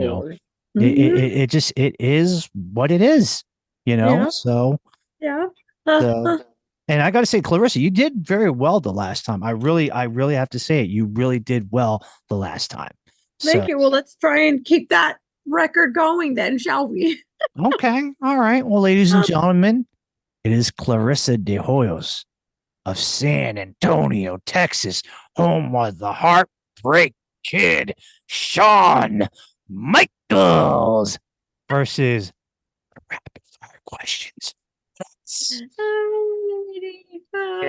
And here we go, in no in no specific order or anything. If Clarissa was in a music band, then what instrument would Clarissa play? Guitar. A guitar? Yeah. Really? Yeah. Okay. Can you actually play a guitar? No. No. Can you play Well, guitar? you said play instruments. So if you had to say what would your role be in a band, I would love to sing. But you said instrument, so I said guitar. Okay, that's fair. That's fair. But can you play guitar in Guitar Hero? Absolutely. Yeah, there we go. Yes, 100%. My dude. All right. 100%. If Clarissa was playing Mario Kart 8 Deluxe, what character would she pick? Is Yoshi in that one? Yes. Yoshi. Okay, cool. All right. All right. Random question. Do you believe that Billie Jean is not my lover? Billie Jean. Why would Billie Jean not be your lover? I mean, she is just a girl that claims that I am the one, but the kid But is not my son. how do you know that? There's a DNA test. Are you sure about that? Yeah, and that kid's got to be part Asian. I mean, that would, I'm sorry. If it doesn't have a speck of yellow on him, we're not claiming him. Oh my god. So that's your proof? That's it? That's your proof? That's my proof. Yes, absolutely. That's unfair. Hey, I'm the only child in my family that I'm the only one that has like red brown hair and I'm white. So I mean, am I adopted? Like, what about me? You know what? We talked about it in episode 12. We actually discussed that. Yeah. Yeah. Mm-hmm. Mm-hmm. So it's like okay. If there was one tournament in the NASCAR circuit that you really wanted to go for and win it all, what tournament would that be? US Open. Wow. Okay. Mm-hmm. Okay. Mm-hmm. Name 3 competitors from the NASCAR circuit, whether if it's in the present or the past, in the women's form division, that you would say, wow, that they have amazing ability, and that's the reason why I'm doing it right now. Casey Nash, Casey Marks, Casey. Yeah, well, yeah, that counts. That's one. Okay, Casey. Oh, why can't I think of her name? She's like this. She kicks like this. Her kicks are insane, flexible. Oh man, it's gonna kill me. Is she Asian? No, she was known for her kicks and her flexibility. Like she would just like straight up just bah, kick. Do you know what era? She doesn't compete anymore. Oh, it's gonna kill me. But then the other one is gonna be Haley Glass. Okay, from Team Paul Mitchell. Yeah, Haley Glass. Yeah, she a beast. Yeah, all of them, all 3 of them. I just like individually, like Casey Marks and her traditional and her power and I don't want to say simple as a negative term, but she kept a lot of the forms simple, which Yeah. I love because it still showcased her power and her intensity. Um, Chloe Bruce. Chloe Oh, Bruce. there, There we go. Chloe Bruce. Yeah, there you Chloe go. Bruce and her flexibility and her. I was like, what the heck? Like, what the hell? You And kind of then have the same flexibility almost, no, she's on a whole other level. but your sidekick is pretty high. I mean, flexible. She just, I don't know. She must be double. I don't know. Like her legs, like way over here or something. Even when she does like her scorpion kick, it's like, no. Dude, Um, I when I first saw that, I was like, "What in the blue world is this?" she on another level. So I love her and her flexibility and what she was able to do with all of that. Like, dang. And then just Haley Glass, like she's just a powerhouse. Like, look at what she's done. She does it. I think she does it all. And then, except sparring. I don't think I've seen her spar. It's been Uh, said that she sparred back in the day, but she doesn't now. oh, okay, okay. And then, like she got into the film realm also. She was a stunt double, and she was in like Logan and all this stuff. Like she's legit. So I'm like, dang, like a little powerhouse right there. And she's young. Like, you go, boo boo, you go. So I would say those 3. Nice. Mhm. I remember that, in the previous episode of episode 12 that you said that your uniform of choice is Arawasa. So if you Mhm. had to choose a secondary a martial arts brand for a uniform, what uniform brand would that be? It'd be Punak because I use it also. So Oh, the it's Century either Punok? yeah, Yeah, because we're sponsored by Century. So I get the Punak uniforms and they're good uniforms. Like they're good. I like them. So Punak and Arawasa. I've looked at the Charado ones also. Those will be I've never tried it on, but they look like a good uniform. But the ones I wear is Arawasa and Punak. nice. Hmm. If Clarissa was going to get the next tattoo, what would she get and where would she place it? A dragon right here. I'm on because you can't see me, but uh the arm and chest. Dragon coming inwards here and a wrap around my arm. Like a Japanese style? Like a Like Japanese, a like a like Japanese. style dragon. I Yeah. almost want it to look like Shenron. Oh yeah, yeah, Just yeah. not exact cartoon-ish. Like more in the sense of like kind of matching my phoenix that I have. Hmm. Just kind of like watercolor look. So you can see like, okay, I think that's Shenron, but I'm not sure. So I don't want it to be animated exact, but I want the dragon here wrapped around my arm. So yes. Whatever happened to the idea that you said that you wanted to get like a tiger to match, your brother and your dad because of your martial arts school? Like Oh yeah, I still want the tiger. That's gonna happen, but that sucker is gonna be like on my hip and leg, and I'm not ready for that. That kind of pain. I'm not ready for that. So no. But that's the goal. We want that too. That hasn't gone away. trust me, I'll say this, don't get it on your ribs No. Mm-mm. Big toe because gus. No. for me 2 sessions and about like 16 hours later, yeah, that 16 hours. yeah, 16 hours, yes ma'am, as you're looking with me with those, those beautiful eyes, Bug yes, eyes. it's real, and I would Mm. say this, if you've never seen a big Vietnamese person cry, you really would have took the camera and be like, because Oh my god. I can't imagine. let me tell you something. If somebody told you like I didn't feel nothing, they're lying to you. They're absolutely lying to you. 100%. Mm-mm. We're not ready for that. No, thank you. No, Name, thank you. name me some restaurants in the San Antonio area or in San Antonio that it is a must for me to eat there. Oh my god, you're talking to a vegan. I'm gonna tell you the vegan spots. No, I'll give you some spots. Uh, there's oh my god, I can't even remember everything. Well, give me some vegan spots if that's all you know. Um, well, there's a place not far from here, which is bad because it's not far from here, so I can go there all the time or just order from there. But it's called Plantology. It's all gluten free and vegan, and the food is amazing. Like, it's amazing. I'll get like breakfast tacos from there. So good. It's so good. And then there's a vegan bakery, like a panaderia. Mm-hmm. They do conchas, they do cupcakes, they do donuts, they do cookies, like everything, and it's all vegan. But what kind of binder do they use? Because the binder usually for those kind of desserts are eggs. Beats me, but you know what? Still good. And it's Good. freaking legit. It's Okay. freaking legit. Okay. Mm. Okay. There's another place. Why can't I think of it? Um, it's downtown. Everything's something everywhere. Everywhere. Maybe it's called everywhere. But what I like about it is it's an outdoor restaurant. They have vegan and other options, like everything. Mm. But it's right on the Riverwalk. Um, is it? Oh yeah, everywhere garden bar and elsewhere. Real stupid. Elsewhere garden bar and kitchen.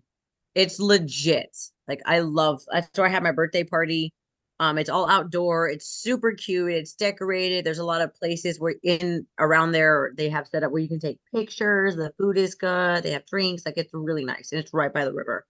So if you go like at suns, like right when the sun's about to set, it's really pretty. So if anything, I would say that place. Cool when it's cool, not when it's hot, because then it'd be a Yeah. hot mess. And then it'd be a Yeah. hot mess. But yeah, I Mm. really like that place. We've been, like I said, I had my birthday party there. Liquor or beer? Oh, I'm a wine mead person Okay, at that's this fair. point in my life. Like I hardly ever drink now. Like the last time I drank was at my birthday, and I had one drink, and it took me the whole time I was there to finish it. The whole time. Yeah, we don't drink anymore. But if I were to like maybe sip, it would be wine or like honey mead. Fair. Mhm. Fair. Yeah. Okay. Is it less filling or does it taste great? What?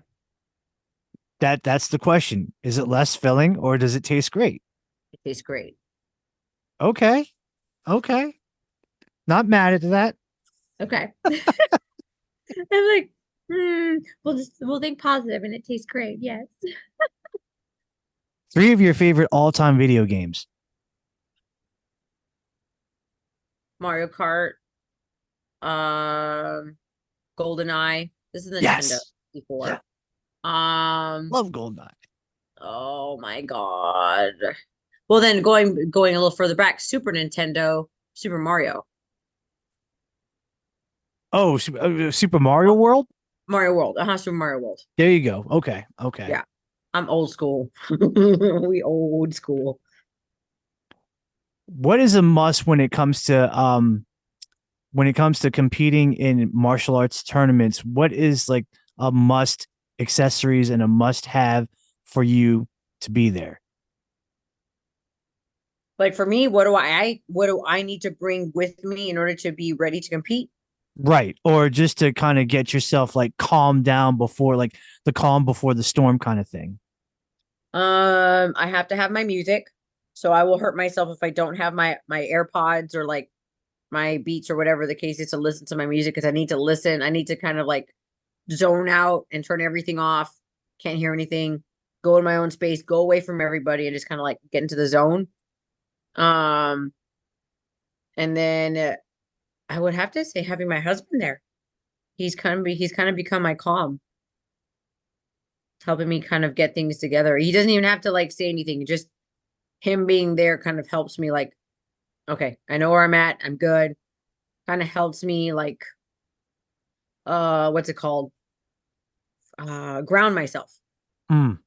Hmm. We know that Clarissa used to compete in weapons division. Would she bring it back?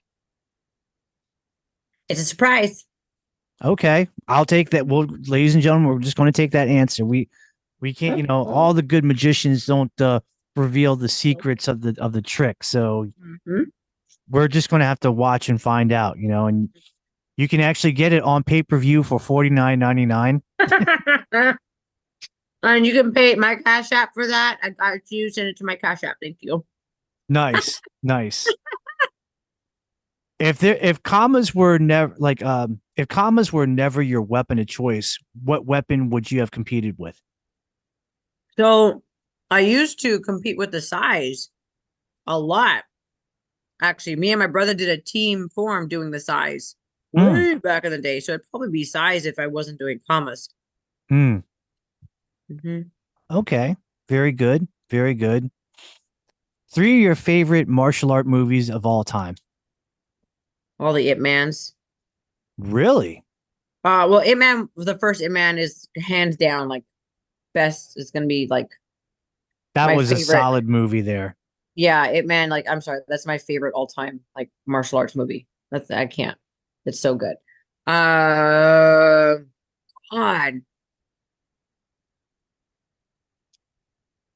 other martial arts movies. Jeez, Louise, ma'am, could you stop? Um, God, The killing me. Karate Kid? Okay, now I'm looking at it like martial arts, like I mean, Karate Kid was good, just because Mr. Miyagi made it good because Yeah. of him and like his teachings and all of that. So Mr. Miyagi made that. I wouldn't say it's my favorite martial arts movie though. Um, okay, now I'm thinking of like just snippets from films that like stand out and was just like that's such an epic, like, Best of the Best, There you the go. the tournament, like that whole like, oh my God, it was so good. Yep. Um, everything else, like, but like the tournament itself was just like so good. Trying to think. Oh, it's with Donnie Yen also.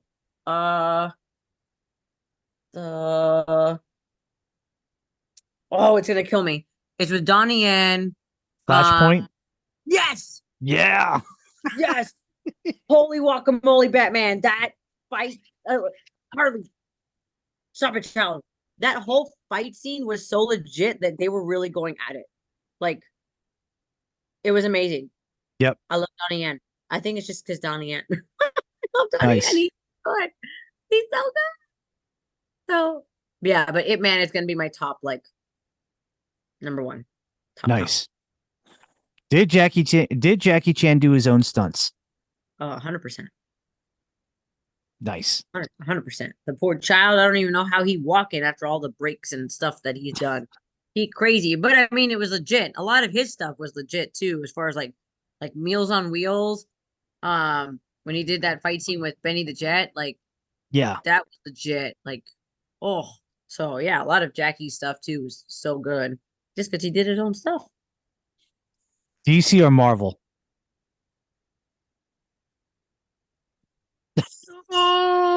Oh, that's rude. No, it isn't. Yes, it is. I have. I I have.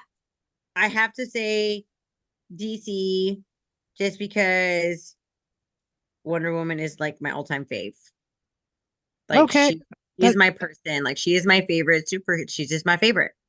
Now, if we're talking about films, it's a different story. But if we're talking about like character, like, Wonder Woman is going to be my all-time like favorite. So I have to go there because of that. okay. So, Which segues into the next question. oh dear. Yes. Would Clarissa ever cosplay as Wonder Woman? That is my goal. Really? We are looking to cosplay her, but I want to do it justice. So I don't want to do her just yet because I'm looking at like the comic book, like Wonder Woman. Mhm. So I don't want to do it and it's like, really, like, that's your Wonder Woman. Like, no, if she's my all-time fave, I'm gonna like do it right. So I'm like, I want to make sure I look the part also. So if I do it, it's gonna be a legit cosplay. So that is the goal, though. I want to do Wonder Woman. So yes. Okay. Mm-hmm. If there was a four-way battle between all four members of the Teenage Mutant Ninja Turtles, who won the fight? I want Mikey to win. Yes. Mikey's my fave. He is everything. I saw the latest of the newest, the movie that they did, the newest one. Have you seen it? Yeah, I saw it was on Paramount Plus. What did you think about that? I loved it. I liked I it thought it too. was so good. I really liked it. I don't know. I'm trying to remember if I was a fan of the way it was animated. Um, I don't remember about the animation and how they did it, but I liked the story. I liked them. I liked the characters. I like how they did everybody. Jackie Chan was hilarious. Yep. Like I really enjoyed the movie. It was a good film. We had a good time watching it. All right. Mhm. Can Clarissa actually catch a fly with chopsticks? I've never tried. I've never tried this, but I can get it with a mata mosca, with Oh. a fly swatter. So all day, man, all day we can do that. So I can do that. I don't know about catching it with a chopstick though. We will have to try. If Clarissa had 24 hours free to do whatever she wanted to do where work was not involved, then what would she do within those 24 hours? Oh my god, I could do whatever I wanted, Yeah, and work was not even an issue. but I only have 24 hours. Yeah, that's the catch. That's so sad. Like I I would know. love to travel, but I only have 24 hours.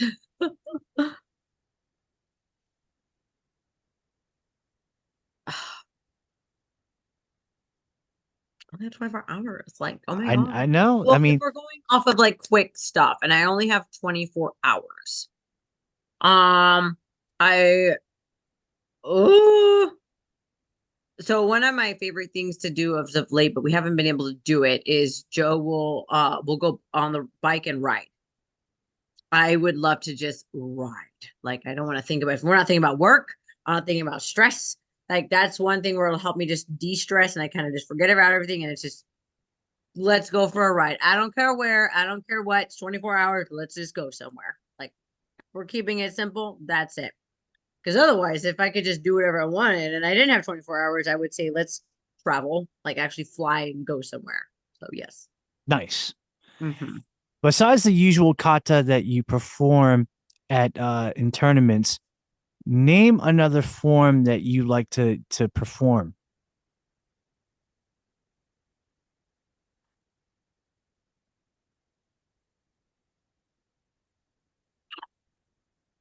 Nothing compares to super for me because it's just super. Um, I have a new form that I'm working on that I enjoy. I'm not gonna say because it's a surprise. I'm looking forward to that one. But the other form that I like uh performing, I guess if you want to say, is Chibana no Kusanku. It's another Japanese form. I Mm. like that one because of the kicks that it has. So I'm able to showcase some of the height in my kicks.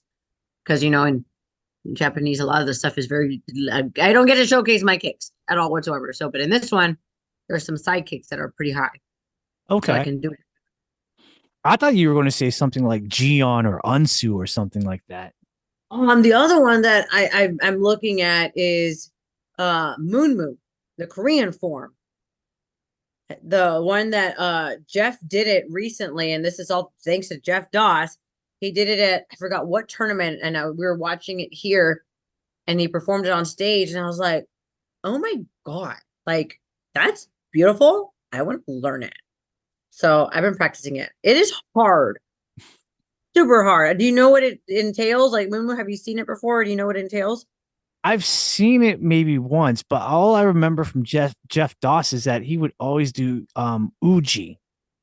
Oh, okay. No, this one he did on stage for the Korean challenge, and it was Moon Moon. And the kicks, you have to like start back and lift your leg up and rotate, coming center, and then do a kick, and then do the other side, rotate, and like what?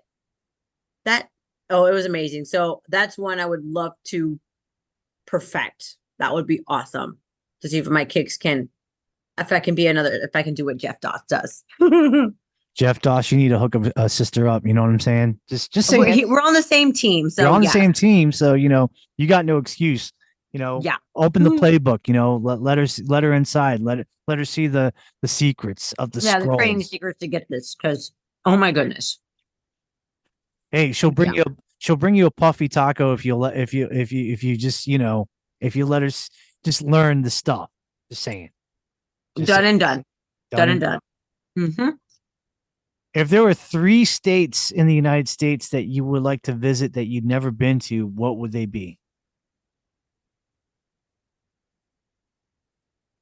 I was gonna say California, but I lied. I've been to California. Dang it. Yeah, you've been to California. That's right. Colorado. Colorado? What am I saying? I've never been to Colorado. And I've Really? always wanted to go. Yes. Colorado, number one. Absolutely. I've always wanted to go. Colorado. Um,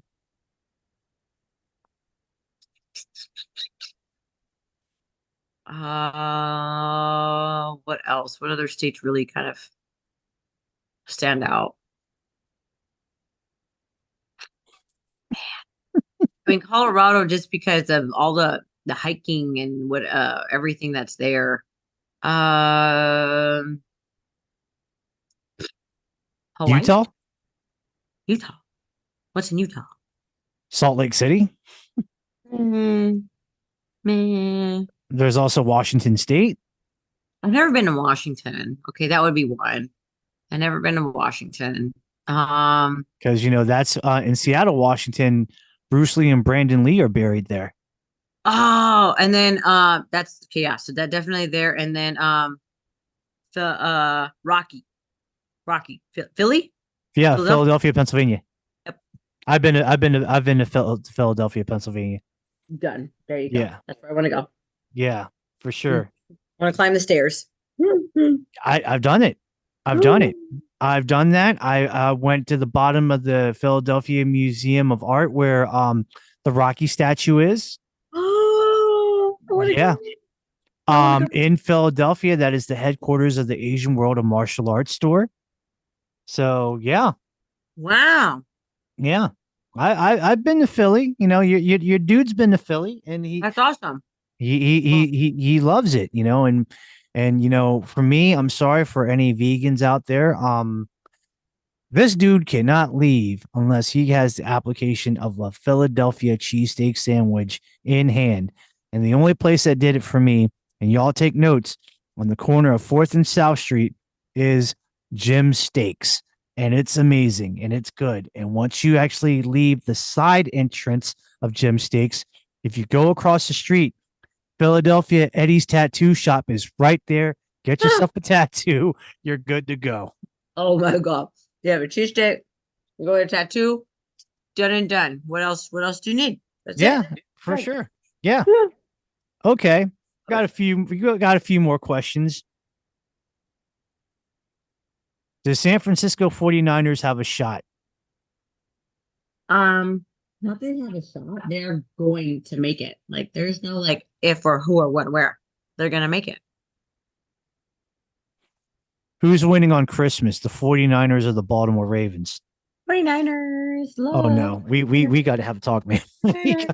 Clarissa, I love you. I really do. And you are my friend. And I hold a very special place for you in my heart.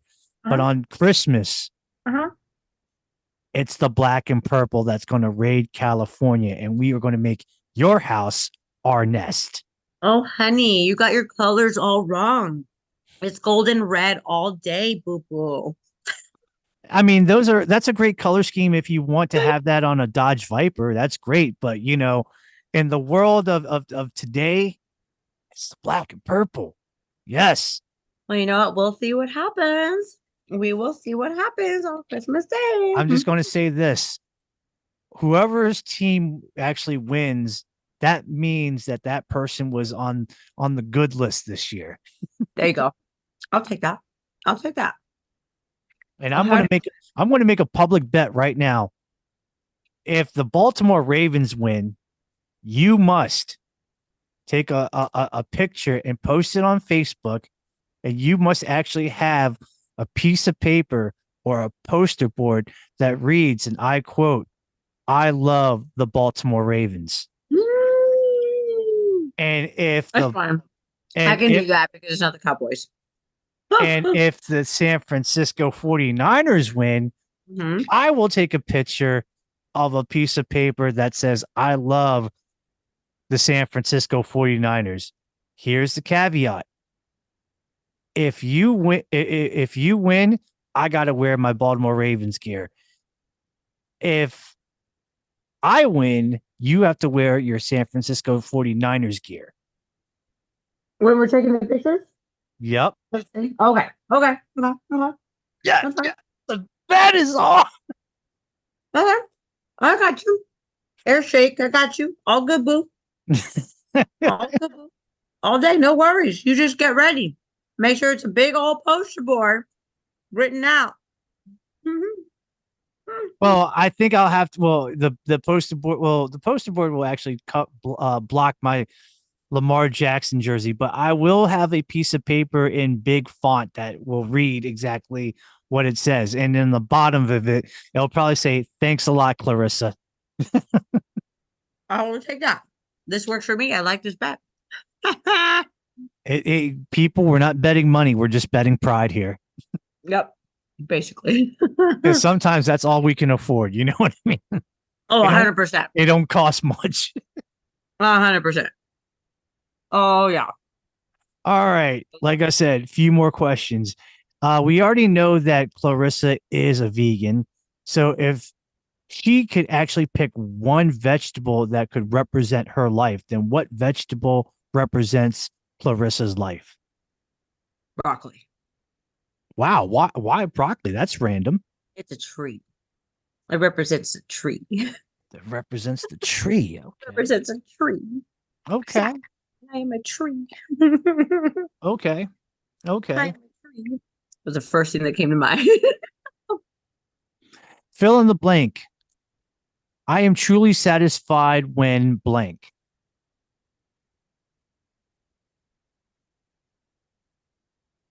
When I've accomplished anything that I had set for the day or more. Okay. When it comes to your martial arts training, what is a must? Oh my God. What is a must? Uh Learning and doing as much as I can and giving back as much as I can. Okay, that's fair. That's fair. Favorite kick? I kick. Okay. Very good. Let me see. Let me think of a real good one. Oh dear. Okay, here we go. In the mythological world, who would actually win the fight between the tiger and the dragon?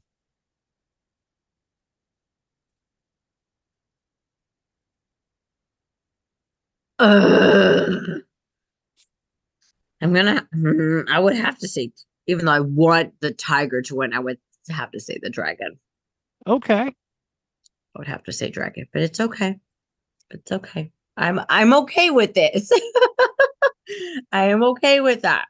All right. I'm gonna Well, get a dragon tattoo anyway, so it's fine. that's fair. All right. If there was a person that asked for your advice about martial arts training, what advice would you give? Ooh. First off, I would want to know why they want to learn martial arts and what they're looking to get out of it. I think that's where it really stems from and what they want to learn. Because martial arts is just general, like, cool, you want to learn martial arts, but why? What do you want to get out of it? What are you looking to achieve? What do you want to do? What are your goals? Because martial arts probably isn't the best thing.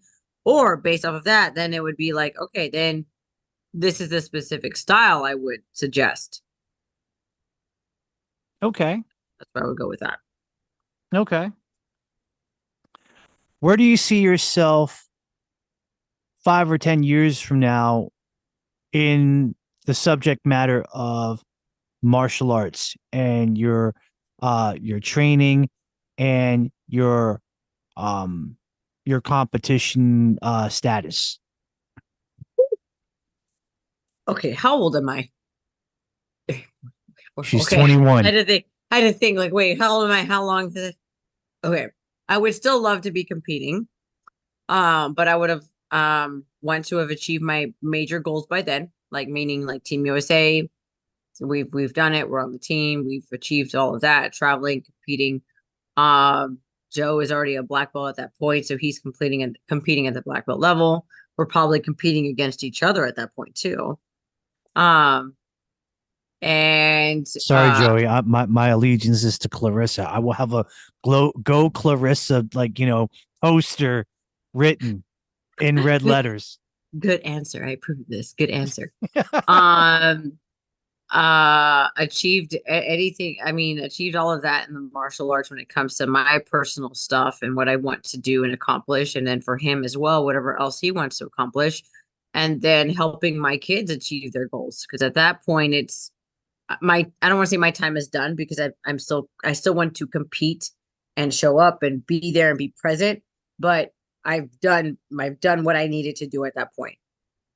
If that makes sense. Like I want to help my kids accomplish, and they're the next ones that are up and coming, and I want to help them do what I've done or go further. So that when I say like I want to be able to learn as much as I can, because once I stop learning, then my kids stop learning. So I want to continue that learning and that education and grow and go further, maybe go back to Japan and Okinawa and train a couple times more and just come back and give back as well. But accomplish my personal goals in the martial arts. And then Joe also, because he's looking to get his black belt soon too. Is enough ever enough? No. Okay. Here's a good philosophical one. Okay. You're in the forest and you're meditating, and all of a sudden that you actually see and hear that a tree actually fell down to the ground. And I mean one of those big trees where you have to cut it down with an axe. Mm-hmm. If nobody's there to hear the sound but you, does it make a sound? If I heard it, then yes. Okay. Good. It goes back to like, it doesn't matter what you think and what you say. But if I heard it and I say it, then what I say, I feel it matters. Like for me, personally, it matters because I heard it. You don't have to believe it, but I do. And that's it. I'm good with that. Name 3 of your favorite martial art trickers. Pickers. I'm just gonna go off of who I know as far as like names. Well, Alex Macias, obviously. I know Haley Glass tricks. I think she won that tricking competition actually, or something that happened in Vegas, maybe. Adrenaline Worldwide. The what? Adrenaline Worldwide. Yeah. Adrenaline. Oh God, you said 3? Yes. Oh, I don't know if I know the third one. Do I know names? Oh God.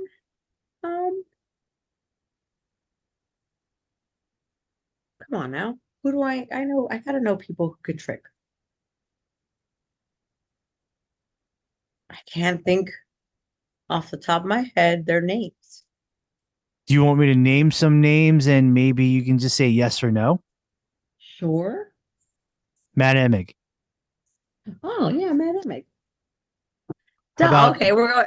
I don't know why I was thinking more of like people who still compete like now. I mean, if you look at if we're going back to like Matt Emig, now I'm thinking of like Chris Brewster. They were part of the Team Sideswipe.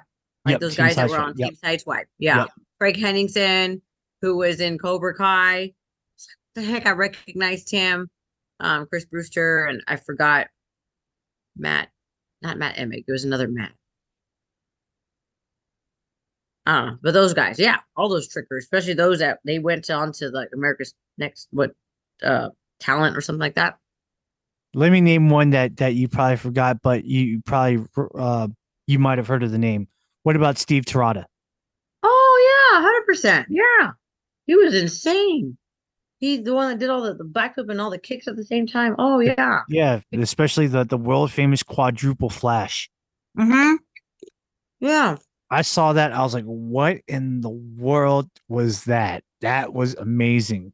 They're crazy, like insane. And I'm like, well, how? How do you still even have knees? Yeah. How are your knees? How are you still walking after that? I would have broken. I would have just collapsed. Boom. Oh my goodness.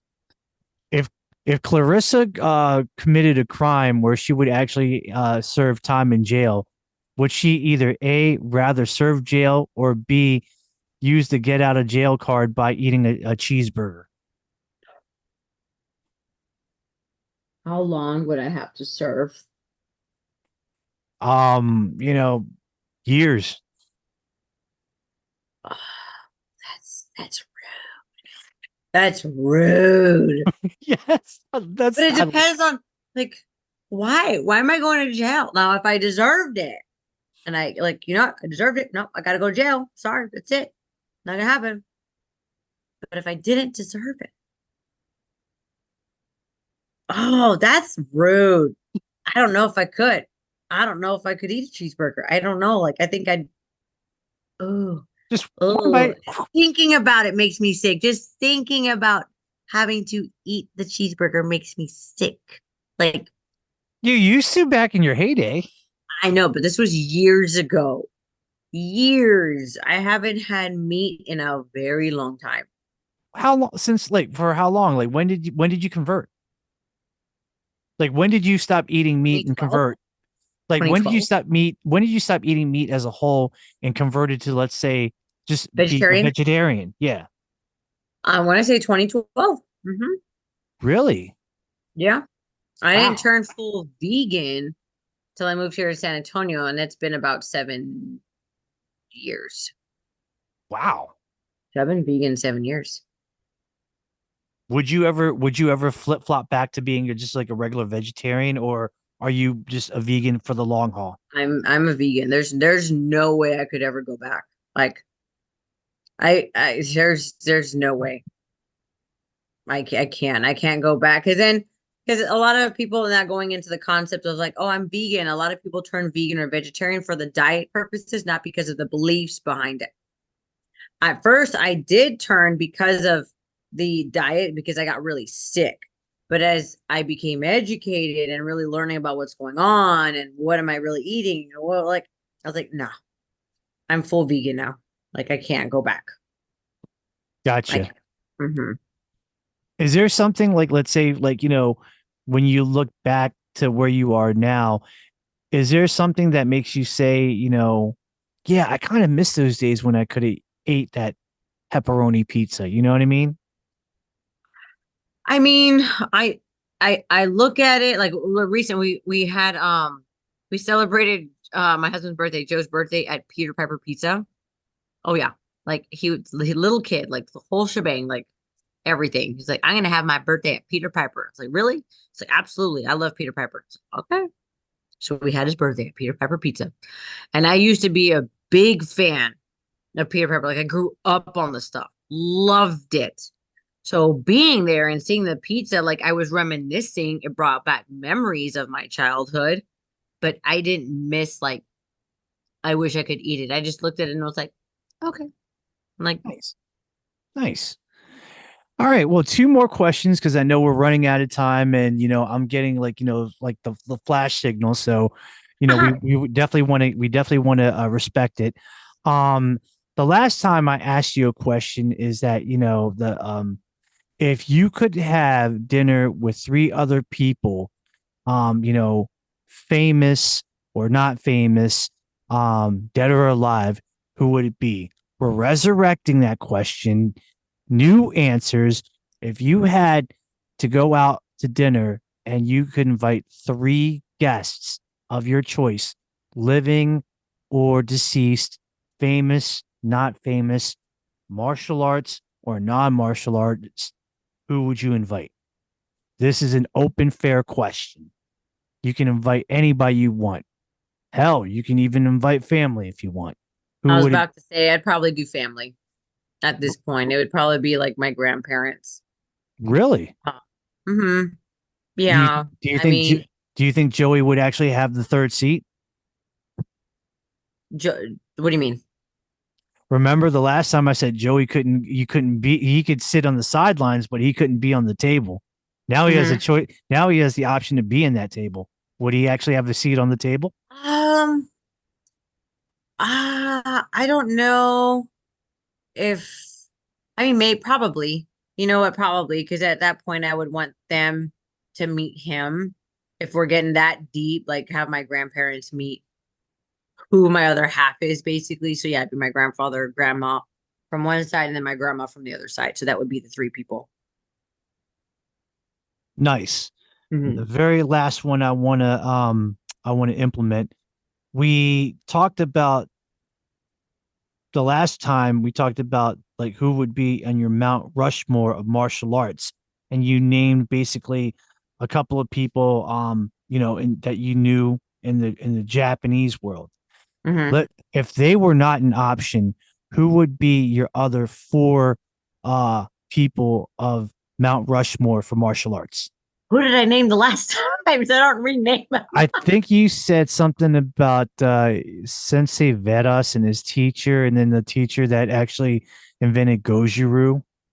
Oh, okay. So like if we were to do it again, I'd probably do like the up and coming like people who've just kind of set like I don't not the standard, but have like kind of um paved the way for future martial artists and karate in itself because it was finally in the Olympics.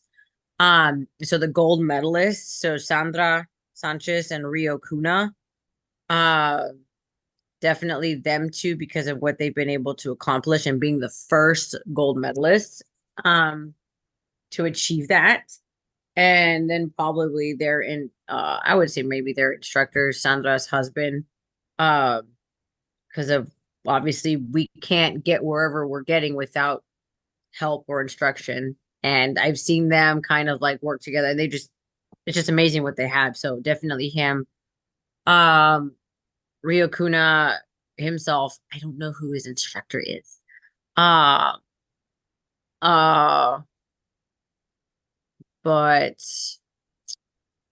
I'm gonna put anyone else up there besides him. Oh, it's probably you said not my sensei. Meh. Oh, you already Uh, mentioned him the last time. I know that's why I know, but still, but still, I don't know who I would put as the other one. Um, that one's gonna get me as far as that. I don't know who Rio's instructor is or who he studies with, but we'll just say who his instructor is. Yeah, that Okay. person. Because I don't Okay. know. I have to research that. Well, Clarissa, I got to say this has been a great time to run it back. I just knew that when I saw that little thing on Spotify that you were the number one episode of my podcast that got a lot of attention and a lot of listening. I knew that I had to try my best to get you back in here because I felt like this would be great if we could have the rematch. And I definitely think that this rematch, quote unquote, definitely lived to the expectation and definitely worth the hype. Um, I myself cannot thank you enough for being my guest and also in general for just being a great role model and a great ambassador of martial arts because, for, individuals like yourself, you're paving the way for like martial artists like myself to really, go after it and to be inspired and to work hard and to be at their very best. And, I really cannot thank you enough for that. That means a lot to me and in my world. Oh, you're welcome. That means a lot to hear. And I'm super glad that we were able to do this again. Like I said, it was an honor and privilege to be on the first time and then again. Just awesome. Super glad that we were able to make it happen. All the chaos with the lawyers and all the signing and the contracts. I know it was a hot mess, but we made it work. We made it happen. So super excited. I can't wait to actually hear it. And I can't wait for Christmas Day because it's going down. Yeah, Going it down. definitely is. I mean, for anybody that's, not doing anything on Christmas, if for anything, watch the Ravens versus the San Francisco 49ers and we will find out on that day who wins the bet. I'm telling you right now, it's Yeah. we're not betting any money. It's just pride on the line and we can afford a lot of that. So Yes. done and done. Super excited. Well, again, it's been an honor and privilege to be on here again. Had a great time talking about just everything. I love it. So again, thank you for having me on the show. Well, let's just go ahead and get you to have like some closing thoughts. Like, if you want to just say anything, if you want to thank anybody, if you want to tell people what's going on in your life, if you want to endorse anything, or if you want to just put your social medias out there, now's the time to do it. Well, shoot. Oh God, going off of that, there's so much I can say, but I mean, like what I love that what we did was we started the year off talking and then getting to kind of recap how the year went and how we're ending it and what the goals are for next year. So I would say that, how we start off, we expect one thing, but you know what? It might not always end up the way we want it, but there's always a reason for that. It might take a little bit of time. We might have to go through some other things before we are able to obtain whatever the goals are. But no matter what, don't stop.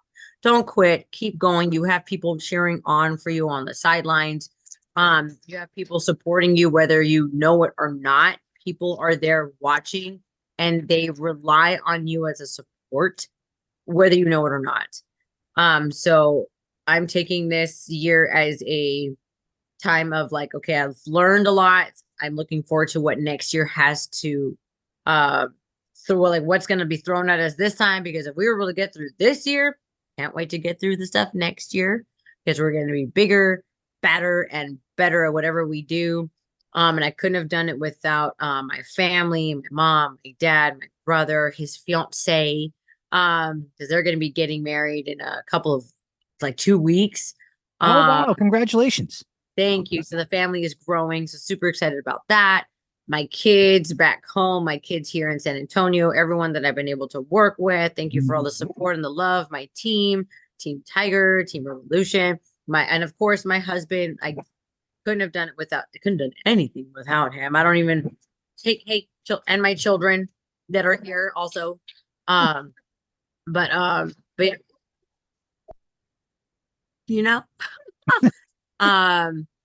but yeah, and then obviously if anyone would like to support or help because of that fundraiser that we were talking about earlier, you can reach out to me through my Instagram, Sensei Claire Bear 1313, or Facebook. I'm on there also, Clarissa DeHoyos. Just reach out to me if you want to help or support or interested in purchasing tickets.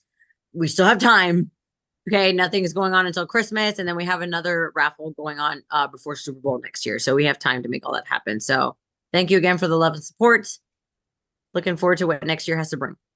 Nice. Well, ladies and gentlemen, we're going to try to end this real quick because I'm getting like some signals around the area. This is not good. I mean, I guess your boy has definitely been found and on the run. So let's go for it. You can go ahead and find me on Facebook. Just go ahead and search for me, the Kim Hoang Podcast Experience. Just go ahead and enter it, search for it, and I'm there. Just go ahead and follow it. There you go. I am on 2 social media platforms, Instagram, and on now the thing called X, formerly known as Twitter. You can go ahead and find me at TKHPC Experience, all in one word, lowercase letters, no spacing, no punctuation marks. Your boy is on 5 podcasting platforms. He is on Spotify for podcasters. He is on Apple Podcasts. He is on Google Podcasts and Amazon Prime. Now, do your boy a favor. Please like and subscribe to this podcast on all the major podcasting platforms. And if you have Spotify, please give me a 5-star review. If you have Apple Podcast, not only can you do a 5-star review for me, but please leave a positive and excellent written review. And the purpose behind that is the more times that you do that for Spotify and the more times that you do that for Apple Podcasts, there is a strong following that will happen. It will go to the front of the pack. And somebody might be like, hey, Jose, this is that podcast I was telling you about. All right, cool. And we'll go ahead and follow it. And yes, do so. And while you're at it, spread it out through the word of mouth. Tell your friends, tell your neighbors, tell your grandma, tell your grandma's grandma, whoever you want. Tell them about this podcast. And also support it by actually spreading it out through social media. I mean, we got Facebook, we got we have instant messenger, we have Instagram. We have Snapchat. We have everything. You know what I mean? It's crazy. We have TikTok. We have all that stuff. We have, X. Just spread it out there. Let everybody know. You know what I mean?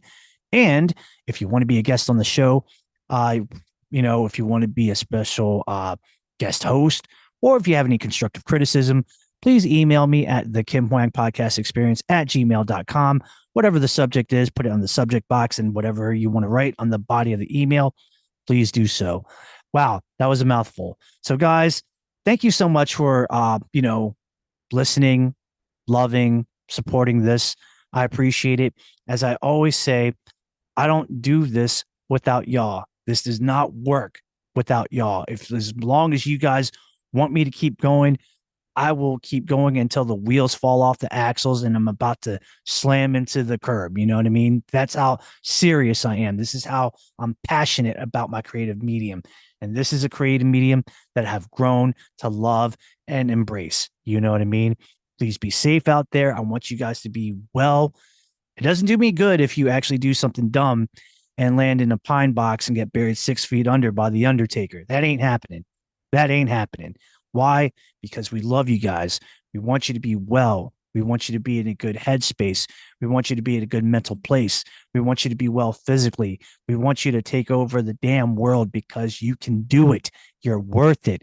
And if somebody tells you that you're not worth it, tell them to go kiss your butt and to kick rocks. You know what I'm saying?